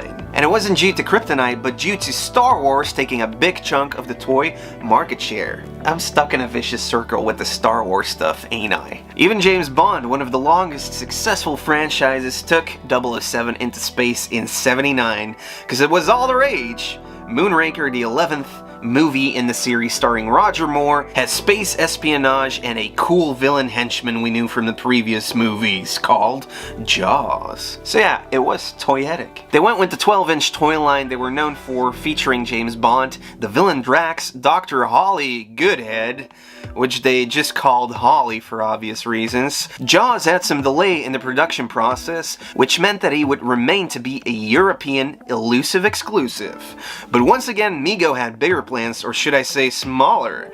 One Mego catalog showcased a glimpse of what could have been a 3/4-inch toy line, with vehicles including the Moonraker jet boat, international espionage takes to the seas, in a super spy boat that actually shoots through the water. It's jet stream propelled for high-speed escapes and chases, and comes with 2 articulated figures which we can't see on the picture. The Moonraker space shuttle was a slick, streamlined space vehicle with retractable landing gear. The cockpit can open up, and it also comes with 2 figures. And then there's the Moonraker helicopter, a versatile action craft that really takes off. Just strap in your spy and pull the ripcord. So on the helicopter, there's a little glimpse of what the figures could have looked like. For every action figure to stock the toy store shelves, there's always some that never make it past the designer's hands. The result of lines getting cancelled, test groups and retailers passing on toy concepts, and return on investments just not adding up is an endless amount of toy prototypes that hide in the shadows of obscurity. In this week's episode, we uncovered the stories of some toys that never quite made it to the retail stage. They were announced yet remained unreleased, unproduced for the masses of plastic crack craving kids at the end of the 20th century. So sit back, relax, grab a drink, subscribe, and strap in for some toy history. Toy companies always try to stay a year ahead. If a toy line takes off, they will need a second wave to keep up with the demand, but also to keep the attention of the fans. It won't come to you as a surprise that when a toy line gets cancelled, the upcoming toys remain unproduced. But what about the toys that slipped through the cracks and made it into a dealer catalog, or even folders that were included with the actual toys? Remember that toy you swear you saw, but somehow 20 years later no one seems to have it in their collections. Then again, you might just have remembered it wrong, or you were just looking at the promo catalog way too much. The year was 1994 when Teenage Mutant Ninja Turtles subline Warriors of the Forgotten Sewer appeared in retail. They came with a cool new hero gimmick. It screamed swords and sorcery. You had Savage Leo, Dwarf Donnie, Warrior Bebop, and Gatekeeper Rocksteady. And then there was also Knight Mike. He slipped into the smaller catalog supplied with the Turtles, and years later I still haven't seen this toy, so there's got to be more to this tale of medieval sorcery. Now our first clue is the comic that all of these toys that got released were supplied with, in which a couple of turtles find a magic sword in the sewers, which allows them to travel back in time to the Dark Ages, but also gives them a medieval makeover. They're guided there by a sorcerer Splinter who sends them on a quest to retrieve 4 mystical statues as they fight the warrior and gatekeeper. A little later they also get the help from a war cat who is suited with a red bandana like Raphael, who's missing. And yes, the quest in the comic book, much like the sub-toy line, was supposed to continue, but it didn't. The Toy Fair catalog showed a bit more of what was going on, and here we can find clue number 2. More figures that never saw the light of day, featuring Spellcaster Splinter, the way cool Wizard Rat, alongside Knight Mike, the Armored Wonder, and a double pack in which Savage Leo came with a sewer cat as his companion, this time sporting a blue bandana. So what was going to happen with Raph within this Warriors of the Forgotten Sewer toy line? Under the earth, below the light, there lies a place where magic melts with mutants and time turns back to a dark period. There in the cold of the sewer, a growl can be heard, the piercing wail of a warrior and his sewer tiger Warcat. The magical mythical duo. Finally, TMNT's very own He-Man and Battle Cat. Spellcaster Splinter sporting a wizard outfit would have come with a rat staff and spellbook. And Knight Mike, who I've been wanting since 1994, ever since I got the little catalog, would have come with a sword, a halberd with a flag, and surely with a shield, or at least the hard copy shows that over here. Whenever these prototypes get uncovered, you still have to piece together all of the parts, just like a puzzle, and hope nothing gets lost. Seeing as the previous releases in the Forgotten Sewer line came with mythical statues, it wouldn't be wrong to assume they'd be thrown in once again as an extra, and perhaps part 2 of the comic. If we take a look at the sketch prints, another origin prevails as they detail the toys as part of Middle-earth. Was there a Lord of the Rings connection? Perhaps in the beginning, they would have started these toy concepts as a branded line. Playmates had done Universal Monsters and Star Trek Turtles before, so why not? Another reason could be that the Lord of the Rings license wasn't acquired and they just rebranded it to the Warriors of the Forgotten Sewer. They had really cool sculpts, so they needed to get these out as soon as possible. These were really some of the coolest sculpts out there, and it's a shame we didn't get to expand the Turtles of the Rings Mattel's universe a little bit more. I mean, were we gonna get a Black Knight Shredder or an Elf Turtle? I really wish I already had the Rat Plastic book on TMNT prototypes in my hands to get some more insights. The ring has awoken, and I want answers why these prototypes got the "you shall not" treatment. Now, Playmates wasn't the only toy company to pop as many as possible toy concepts in their catalogs. So let's head over to Mattel's Masters of the Universe.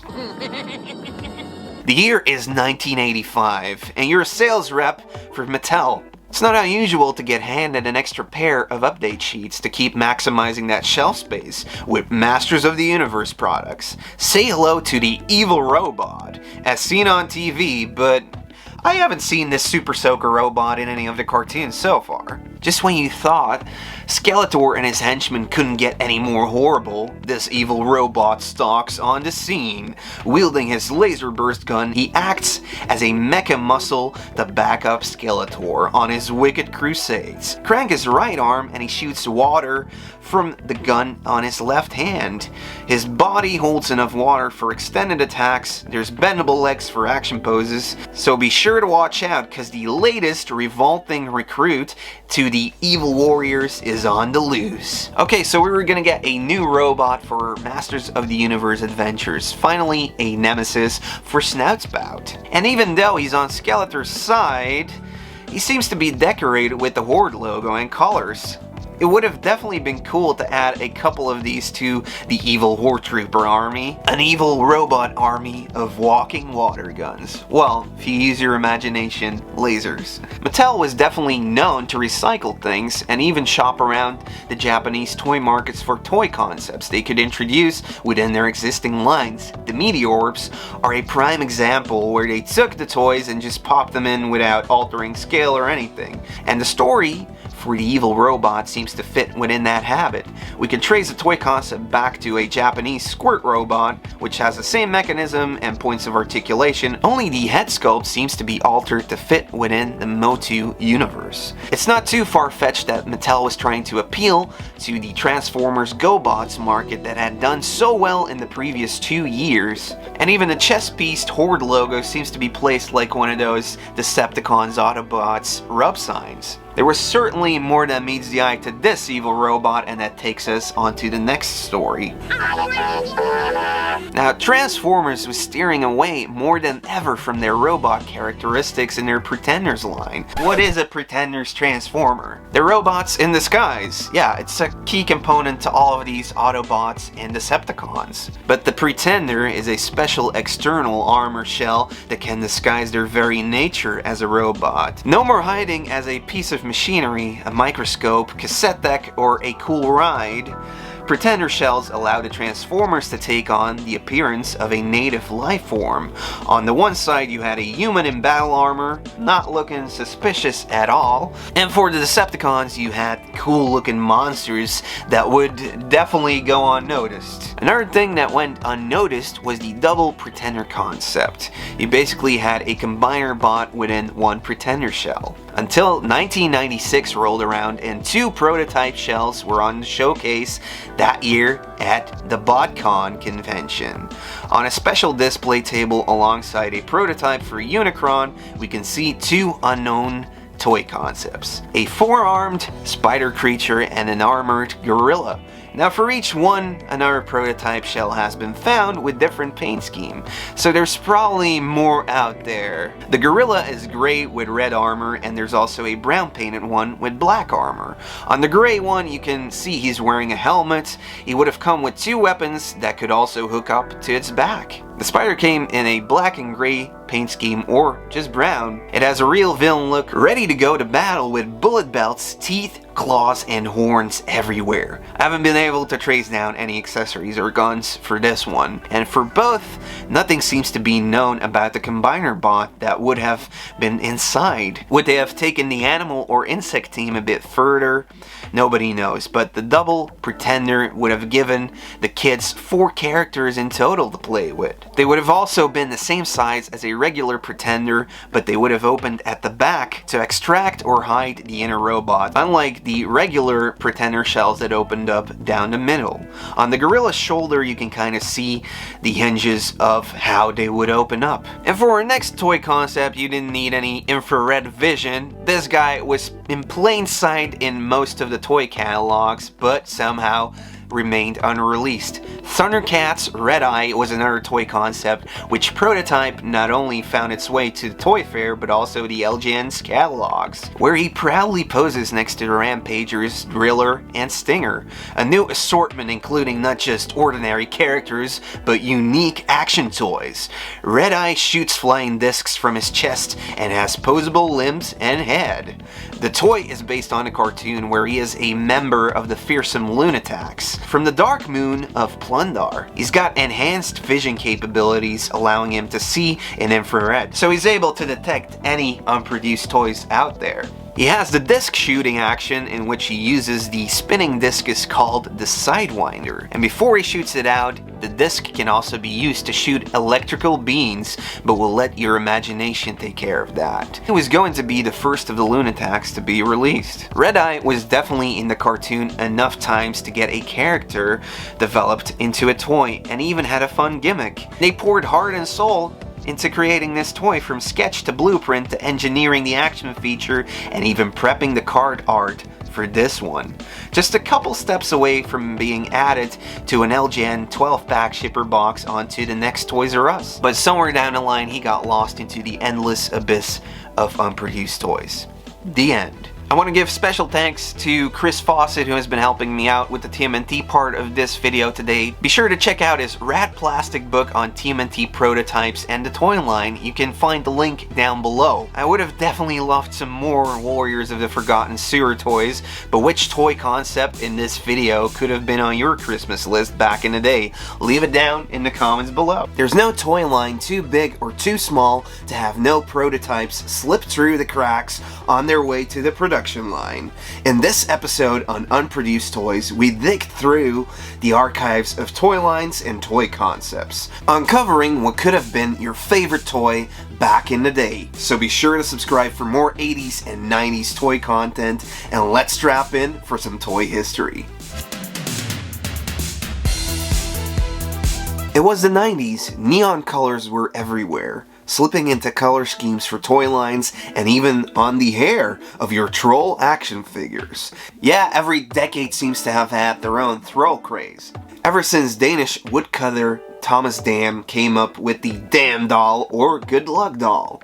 In the 90s, Russ Berry was making trolls left and right for girls, but the boys needed their hairy fix as well, and the answer came with Ace Novelty's Stone Protectors, Tycho's Troll Warriors, and even MOTU-styled knockoffs with a disproportionate head came thrilling through the market, with Troll Force by Toys and Things.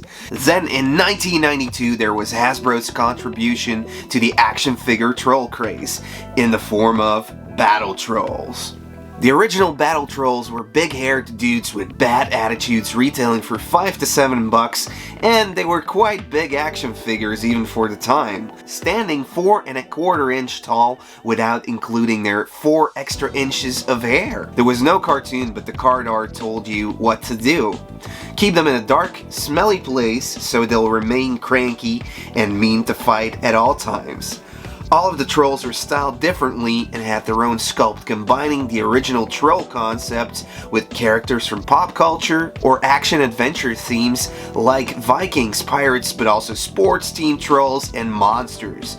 They came with weapons and had some crazy, horrific detailing that would easily make up for the 1 point of articulation around the waist. The line could have probably kept going for years with this concept, but failed to match the success the original Troll dolls were enjoying. So, in 1993, they retired the line after the third wave, but neglected and tucked away at New York's Toy Fair. Wave 4 was glooming from their smelly display as the prototypes for their final wave creeped up. The metalheads seemed to be color variants of existing trolls, but the 6 prototype strong subline they called the Evil Horde, yeah, the Evil Horde was sure something else. The lineup consisted of trolls styled as DC Comics Joker, an executioner complete with hood, a gruesome orange swamp thing like being a futuristic hero, kinda reminds me of X-Men with those colors, the too cool military troll sporting short sleeves, and a freaking alien xenomorph. Because in Trollland, no one will hear you scream after he beats you with that Morning Star. A solid lineup of new excitingly gross action figures, and even a Mega Troll crawled up from under the woodworks. I would have expected bigger hair for this one, and did this one come out? There's nothing to be found on this guy. Perhaps it could have been part of a special set like the Trollosaurus. Apart from not bringing in the sales, the toy line might have been a bit too ahead of its time, where troll warriors were still cute, battle trolls were straight up gross, and a sculpt like the Xenomorph would have definitely caused parents to return your new favorite toy to the shelf in 1994. Aliens have always had a tough time getting to the store shelves, and even when they got there, they usually couldn't stay too long. That was until Kenner's Aliens line, based on the second movie, but more so on a cartoon show that sadly never aired. We would see the Space Marines in toy form battling it out with all sorts of xenomorph variations, some of the coolest sculpts made by Kenner ever. No idea was too weird, and the mixture of bright translucent colors with the shadow-like black made them pop out in any kid's toy collection, if mom would allow you to get one. A first unproduced piece came from the very beginning, a mixture of a kid-bashed superpowers Brainiac and a scaled down original Kenner 79 head sculpt would turn into the first Alien Queen concept. The final result would look completely different, but then again the scale wasn't determined yet. During the years the lineup was in production, one alien concept failed to stay contained and therefore didn't make it into production. The three-headed alien is, well, an alien with two heads too many if you ask any Space Marine. Some thought it was a rejected King alien sculpt, but we've seen this alien type before in Alien franchise merch like puzzles, posters, and the Operation Aliens artwork. Most likely an action feature would have been added to the toy, but none are visible on this greenish hard copy with golden details. The Aliens toy line would continue to expand and even get some Predator friends, but in the meanwhile, in a galaxy far away, long ago, somewhat around the mid-80s, but somehow, in the future, we had some other space creatures to worry about. More specific, on the forest moon of Endor, the Ewoks' home planet, as we can see in the cartoon, where we go back to a time when Ewoks still spoke English and before the events of A New Hope took place. We all learned about the Ewoks in Return of the Jedi, but now you could learn even more about them and the other species and villains on Endor. Through the series, the story unfolds of the Ewoks' struggles with the adversarial Dulocs. The main Star Wars toy line had its fair share of Ewoks with nice fur sculpted details, and surely like the cartoon there was no Ewok left behind in this toy line. Or was there? At least 6 of the 1986 announced Ewoks action figures never got produced. The second series characters like Bondo, the jovial chieftain of the nomadic Jinda tribe, Weechi, Wicket's older brother who's short-tempered and bossy, Morak, an evil powerful Tolga witch whose magical powers rival Lograis, Chief Chirpa, the wise and brave leader of the Ewok village, and Paplu, a brave and boastful Ewok adventurer. All were supplied with the Kenner's basic 5 points of articulation and some accessories. The Ewoks cartoon ran for 2 seasons from 1985 to 86, starting as part of the Adventure Hour alongside Droids, its sister series. Where Droids ended after 1 season, Ewoks kept the cuddly bear shenanigans going with the all-new Ewok show. Droids had their own toy line as well, expanding on the adventures of R2-D2 and C-3PO between the events of Revenge of the Sith and A New Hope. We met a lot of droids on screen and saw them translated to a toy line, but it also had its fair share of unproduced toys from its own second series. And Vlix was a toy considered to have been cancelled along with the line, but somehow got a short release run in Brazil by Glasslight, making it one of the scarcer Star Wars toys to have officially been released. At the time, Star Wars had 3 lines out on the shelves. The most successful line post-Star Wars movies was The Power of the Force, and with the cartoon being part of the Ewoks and Droids Adventure Hour, it seemed to be more targeted at younger Star Wars fans. They positioned them at preschoolers, so the 2 lines based on these cartoons didn't do too well, and due to poor sales, it got cancelled. And don't some of these Ewoks toys remind you of Disney's Gummy Bears? And then we get to 1988 when there were cowboys in space. The year was 1988 when Mattel's Masters of the Universe line was running its final stretch, shipping off their last toy concepts to Europe and other parts of the world where there was still interest in the line. For the boys' toy market, it seemed that swords and sorcery in space had run its course. But what about the next big thing? Cowboys and Indians in space with Bravestarr, an American Western, and the last cartoon to be created by Filmation Studios, who had brought us Ghostbusters and He-Man before. While some characters were in the works since 1984, the 87 cartoon is mainly based and designed to sell the toys that Mattel had brought on the toy market a year earlier. You could get all the heroes and villains from the planet of New Texas in their quest to acquire Carrion. Bravestar's main hero, Marshall Bravestarr, was fortunate to be in the first wave of toys that came in these deluxe boxes and with loads of extra accessories. But in the 88 catalog, they seem to have had a lot more planned, like Law, Enforcement Officer Long Arm John, with his sophisticated prosthetic arm. Could it get any more toyetic? He came with a telescope punch action feature. When bandits attack, he strikes back with his fearsome double punch, which is activated by the button on the back of the action figure. It's a shame this space cowboy trend never took off, because the bad guys are even cooler and often bulkier toys. Two-Faced Dingo Dan was more in line with the good guy characters, but didn't make it into production. He is the henchman for one of our main villains, Tex-Hex, the leader of the Carrion Bunch. The dingo in question was voiced in the cartoon with an Aussie accent, and his special ability was the power to take on a human appearance, although his hat would often just give away the disguise. The action figure had the same feature, and the option could be operated by a button on the back. As you pressed it, you could see Dingo Dan twist his head to showcase his human appearance. And of course, it came with the hat and some accessories. And obviously, the female character didn't get a release either. More so, they had already given up on selling her in the European toy catalog, as she didn't even get a description. Judge J.B. McBride was a main character as Fort Carrium's judge, lawyer, and Bravestar's ally. On this wild Space West, her gavel got an electronic upgrade, and the Hammer of Justice was the action feature she would have set herself apart with from the other toys in the toy line. The hammer could be pulled from her hand as a cord came out, and she could swing it around as a lasso, bringing outlaws to justice. Her mainly chrome silver armored outfit colors could have been better though, and more in line with the cartoon. In the end, it has always been tough getting a female character released for an action figure toy line targeted to boys, no matter how much of a pivotal role she played in the cartoon. And for Transformers, it was definitely not different. Then again, how do you check if an Autobot is a girl or a guy? Do you check under the hood? Or it would take RC, the female Transformer, years to finally get her own action figure. You really mean to tell me that the Kara didn't have a Diaclone or Microman car robot concept left to just color white and pink? Well, she was in the works a couple times, but they never quite got her to the factory.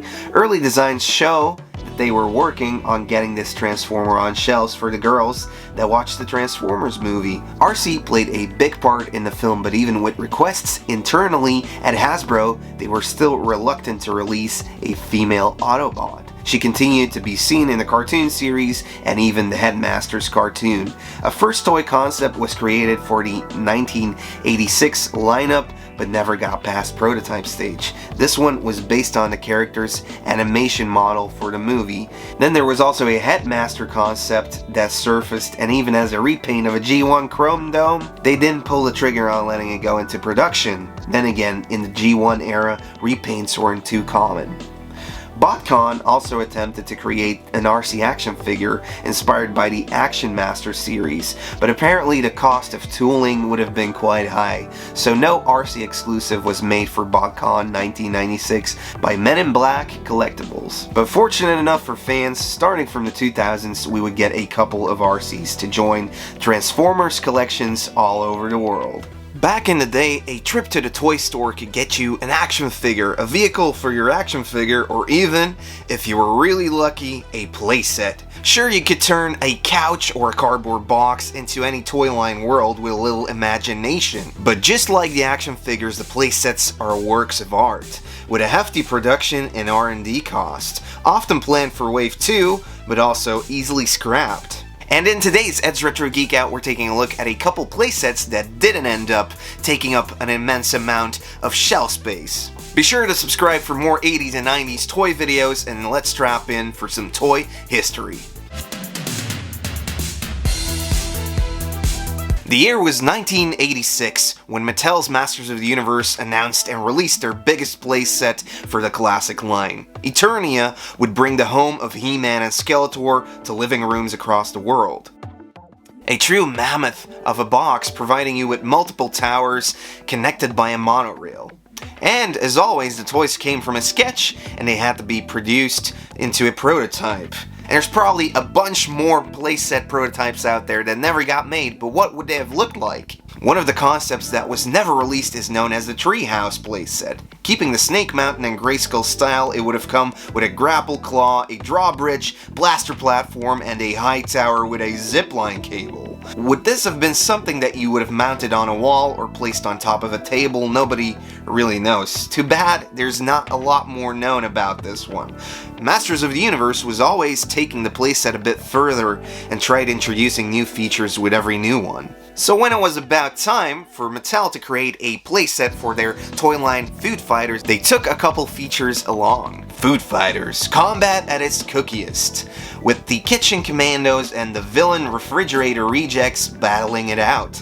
There was only one place you could store these almost squeaky toy action figures: the fridge. Mattel's 1989 catalog proved that with a little imagination, anything could be a playset. Once an average American refrigerator, this playset has now become the center of the food war conflict. The heroic Brigadier General and his men have transformed it into their headquarters, complete with war room, jail, and lookout posts. When triggered by enemy fire, the refrigerator doors blow off and the crisper door slams shut, throwing figures out the back. It also fires frozen missiles and has rolling juice can bombs. There's plenty of room for weapon storage, extra weapons, and it also comes with a separate ladder and a landing pad. The playset seems too close for easy storing and carrying it around, and even though some of the figures looked like hotcakes, they just weren't selling as good as hotcakes. So the refrigerator playset stayed unproduced. Playsets have been around for quite some time.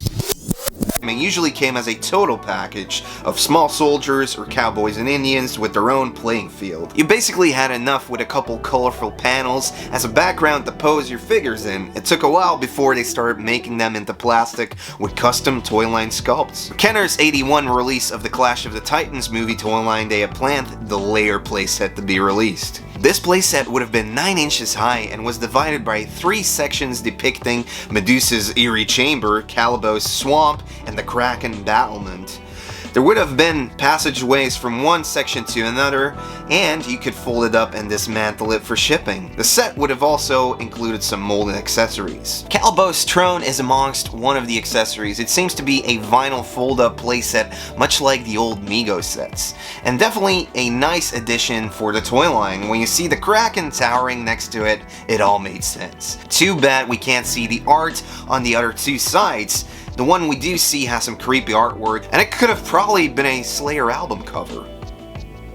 Now, there have been attempts to recreate the playset in a cardboard, and now we can get an idea of what the other 2 sides could have looked like Medusa's chamber and the Kraken's side. It was available on eBay for a while, but I can't seem to find it anymore now. Now let's just follow the Kraken back into the water with Tiger Sharks. Tiger Sharks was an LJN toy line with an aquatic theme. The members were humans that could transform into marine hybrids. This one was a follow-up of the successful Thundercats toy line, and just like Thundercats, Tiger Sharks received the same marketing and were accompanied by a cartoon show to push interest with retailers, but it was an upstream battle, and with low TV ratings and low retailer support, the line didn't get far. Even if anybody wanted to buy them, they were hard to find in stores, so LJN couldn't afford to make many, and a lot of the line was never released. Too bad, because a big ticket item like the fish tank playset playset was looking bright and colorful. And you know, later down the line, it could have been a cool playset to play with your turtles in as well. The Tiger Shark's world was called Watero. They would do research on the Watarians that lived there and served as protectors against evil Therae, usually from their ship called Sark, which contained the fish tank, a device that could be used to power our heroes up to their marine forms. The playset would allow this action as well, with the figures jumping in on top and coming out of the tunnel exit down below. There was also a command station and 2 areas to control a mounted gun. And while Eljan was deep sea diving with Tiger Sharks, Kenner had its eyes set to space with Silverhawks. All we have here is the concept illustration for a toy playset based on the Hawk Haven we knew from the series. The playset was announced in the Toy Fair catalog of '87, but didn't make it much further. They already had a tough enough time with the price point on the large attack birds.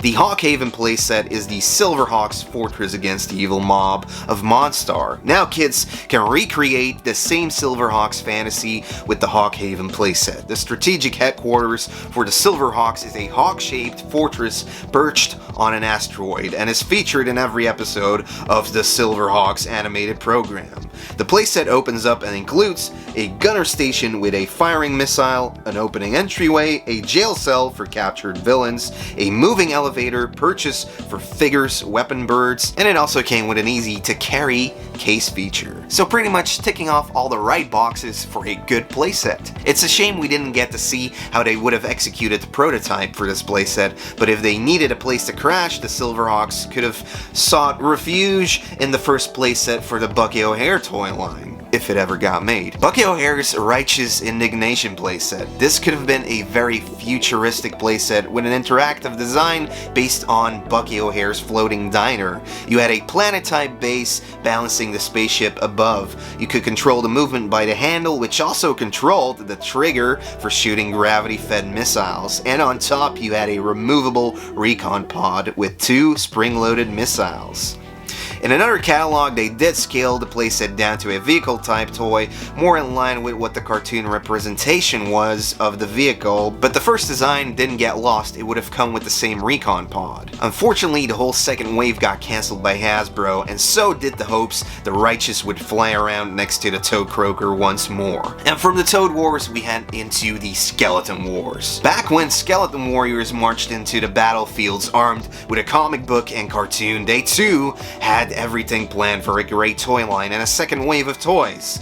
The ultimate forces of evil, the army of merciless, the Skeleton Legion against the last heroic defenders of the light, a family of warrior-born heroes, Skeleton Hunters.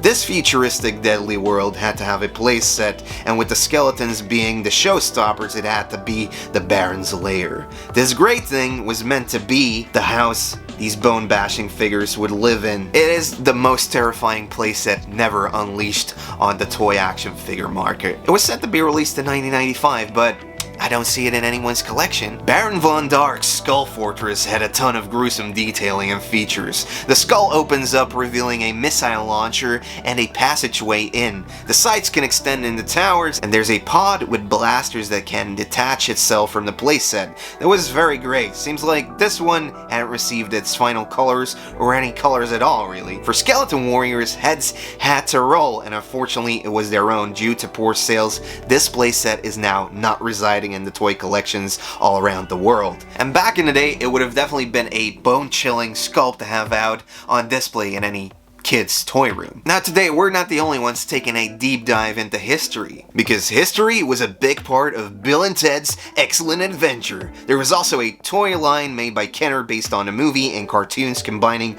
real rock and roll with the fantasy of time travel. And bringing the Wild Stallions into your home had to come with a playset. It was called Bill and Ted's Historical Playset. The Historical Playset provides the ultimate in time travel play. This fold-out modular playset features 6 highly interactive historical play scenes from the Bill and Ted movie and animation, including the Old West, a medieval castle, and Bill and Ted's garage soundstage. Features include break-through windows, working gallows, and a real drawbridge. It also comes with a removable TV, camcorder, 2 microphones, receiver, amplifier, 4 hats, and a free rolling skateboard. Now, unfortunately for Bill and Ted's toy line, it was time to face the music and end their bogus journey. Bogus. They say the classics never go out of style. That's why when a toy concept works, you stick to it and you reuse it over and over again. But what about the toys that got cancelled over and over again, from unproduced dinosaurs to action hero toy gimmicks? In today's Ed's Retro Geek Out, we take a look at a couple of unproduced toys that didn't catch the rebound to be produced. If you're into 80s and 90s toy videos, then please subscribe to the channel for weekly videos, and let's strap in for some toy history.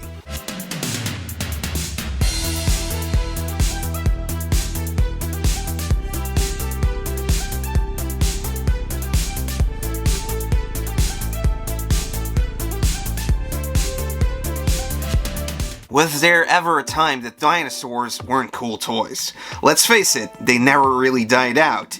In the 90s, amplified by the success of Jurassic Park, a dino boom hit toy retailers, capturing the imagination of the whole planet, making popular toy line crossovers a lucrative decision. And to this day, every flea market dino bin I bump into, I dig through, inspecting every toy for either an Imperial marking or the JP logo. Kenner had some really great licensed Jurassic Park dinosaur toys, setting themselves apart by the JP marking on the legs, the dinosaur real feel, and the Dino Damage action feature. There's also a ton of dino varieties to pick from, so the toy line could easily go on endlessly. We're gonna make a fortune. Or at least they thought so. Much more cost effective was repainting the same molds or adding accessories, and by the time the Lost World toy line had its first giant run, it felt like time for something new. So they released the Chaos Effect line, mostly consisting of Lost World repaints and adding a couple new sculpts, which would need some explanation. Well, in the Chaos Effect storyline, the formula that created the Jurassic Park dinos got lost, so InGen decided to crossbreed the existing dinosaurs and mix those genes with the modern day beasts. That's Chaos, dude. So InGen never tried mixing it with a frog, because then you get Bingo. Dino DNA. The result was ultra ferocious hybrid dinosaurs, the most aggressive predators ever wreaking chaos on an unsuspecting world. And that's how we got these mutated dinosaurs like Tyrannosaurus or Tanaconda. However, a whole selection of dinosaurs remained unproduced, as the toy's first wave didn't really catch on, like the Deinonychus, Eplocephalus, or the Pachysaurolopus. They even had plans for a second subset of these dinosaurs' vehicles and action figures ready to go, featuring a glow-in-the-dark feature. This one would have been called the Night Hunter series, and could have given some unreleased dinosaurs a second chance to get to the shelves, but Hasbro pulled the plug on a subline. Glow-in-the-dark usually indicates the end of a toy line, so around 2000 they moved on with the JP Dinosaurs toy line, which were only repaints exclusively sold at Walmart or Universal Studios theme parks. The Ultimasaurus, however, was supposed to have been the big star of the Chaos line, and was also set up for a repaint in the Night Hunter series, but never came to fruition during the 90s. A big dino toy with movable limbs, a Dino Damage removable wound, and that real feel skin. 14 inches long and 7 inches high, a horrific looking genetic mix between a T-Rex, Triceratops, Velociraptor, Stego, Ankylo, Kentrosaurus, and so on. So, Jurassic World's plot borrowed a bit of chaos for Indominus Rex, it seems. But it got scrapped. Many think this is due to the long horns. A previous Triceratops from the second series was also not produced because the horns could have been an eye-poking hazard. Now there's rumors of a dozen of these prototypes that have escaped the Kenner's compound and have been going around and popping up on eBay every once in a while. In the end, any extinct, unproduced Jurassic Park dinosaur is a true holy grail for Jurassic Park collectors. And if we're talking holy grails, then we best go to the original Tomb Raider, Indiana Jones. a movie series created by Steven Spielberg and George Lucas, but somehow, when the movie came out, they still hadn't gotten a toy license in order. It would take over a year after the movie's release to see Dr. Jones and friends on the shelves. Kenner, who had turned Lucas' Star Wars creations into toys that captured many generations' imaginations, brought Indiana Jones from the screen to your toy chest, with the adventures of Indiana Jones featuring some of the characters out of Raiders of the Lost Ark. The line suffered problems from the start, however, with not enough Indiana Jones or Marions being produced. When the second movie, Temple of Doom, came around, Kenner opted out of their contract, and LJN stepped in, making the leap to 6-inch figures, which meant they weren't compatible with the Kenner 3/4-inch line. Even though they announced 5 figures, only 3 of them made it into production due to scarce orders from retailers. Now, these LJN Temple of Doom figures from 1984 got the same Battle-matic feature as the Thundercats toy line. Push a magic button on the back and watch these figures move with realistic action motions. Frankie, the main love interest in the second movie, was never made, and her appearance in the toy catalog also doesn't show any accessories or provide any more information. A second unproduced toy was Short Round, Indy's sidekick, who would have come with a bag accessory. Because that's what kids want, a toy kit with a bag to play with. The Kenners line had multiple playsets, so LJN set out to create the impossible minecart playset that came with an Indy and Short Round permanently fixed within the minecart, but the arms could still move. The set used a special middle rail flexible track to keep the cart from falling off while going through the loops. Bring home the excitement of the climactic, action-packed mining chase scene from the movie. Watch as the mining car goes sideways and upside down over the flexible track. In the set, you got one 6 feet long flexible rail track, a stunt platform, the cart with the 2 figures, and 2 exit ramps, connectors, and joiners to keep it all together. Not really the playset I would have had in mind. It seems more like a Hot Wheels loop track. Some prototype figures have been spotted, but it still seems harder to find a vintage Indiana Jones figure. That belongs in a museum. Unlike finding a crocodile in a swamp. Now, why would I say that? The Swamp Thing had been around since the early 70s when it started popping up in comics and later getting its own series published by DC Comics. After movies in the 80s, the character had the look and what it took to be part of the environmental superhero boom of the early 90s. So we got our video games and toys based on the cartoon adaptation of the comic. Swamp Thing is a human-like creature covered with vegetation who fights to protect his swamp home, the environment, and humanity from various supernatural threats, and has the occasional run-in with the Mad Dr. Antone Arcane. He also tries to turn himself back to his human form. After all, he did end up being transformed as a result from the chemicals released in a lab explosion. So you definitely had enough toyetic features and a leading role that could mutate into multiple toy variations. After all, Kenner had already made the Swamp Thing mold for the last wave of the DC Superpowers line, which got cancelled. So most work was already done sculpt-wise for the main character. They released Wave 1, and in 1992 a second wave was planned consisting of 9 figures, of which 4 were cancelled before production. Clearly, the cartoon show wasn't enough of a success to get the figures to the toy stores, and even when they were there, they weren't being sold enough to strike up new orders. So we missed out on an all-new Defilator Arcane figure. Arcane is back, and he's looking to destroy the swamp. In his protective suit, Arcane is the only one that's safe from his chemical liquid spraying backpack. Nice how they always fit a water squirt feature into these toy lines. Constricting Swamp Thing puts the squeeze on villains by constricting them against his body. When rotating the arm, he can reel in the midsection and capture unmen. And Arcane also got some help in the second wave. We got Scorcher,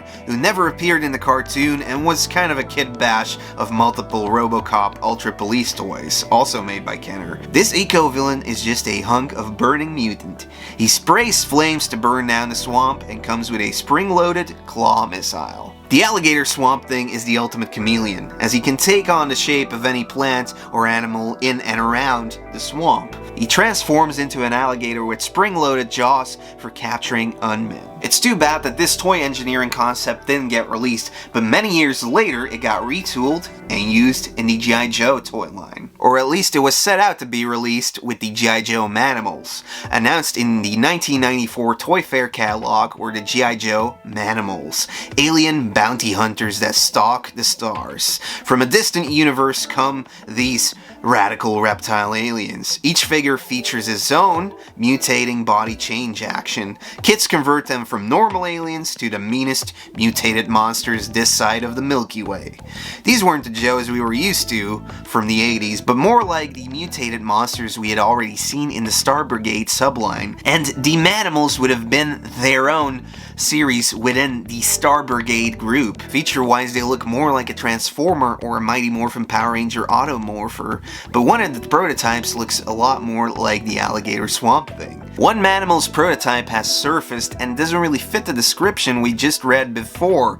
It actually featured a humanoid that could turn into a beast-like creature. He hints to having a mutation going on, as his skin has reptilian spots and his head also shows reptile eyes. And once again, this is a kid-bashed concept based on a figure called Headhunter, the Vandals leader from the RoboCop line by Kenner. Now, how did Hasbro end up in the Kenner archives? It's quite simple. Kenner Parker was acquired by Tonka in '87, who turned Kenner into a division, so when Hasbro purchased Tonka, including the Kenner division in 1991, they also owned the Kenner division, and the Cincinnati offices and archives were available to get creative with. Back to 1994.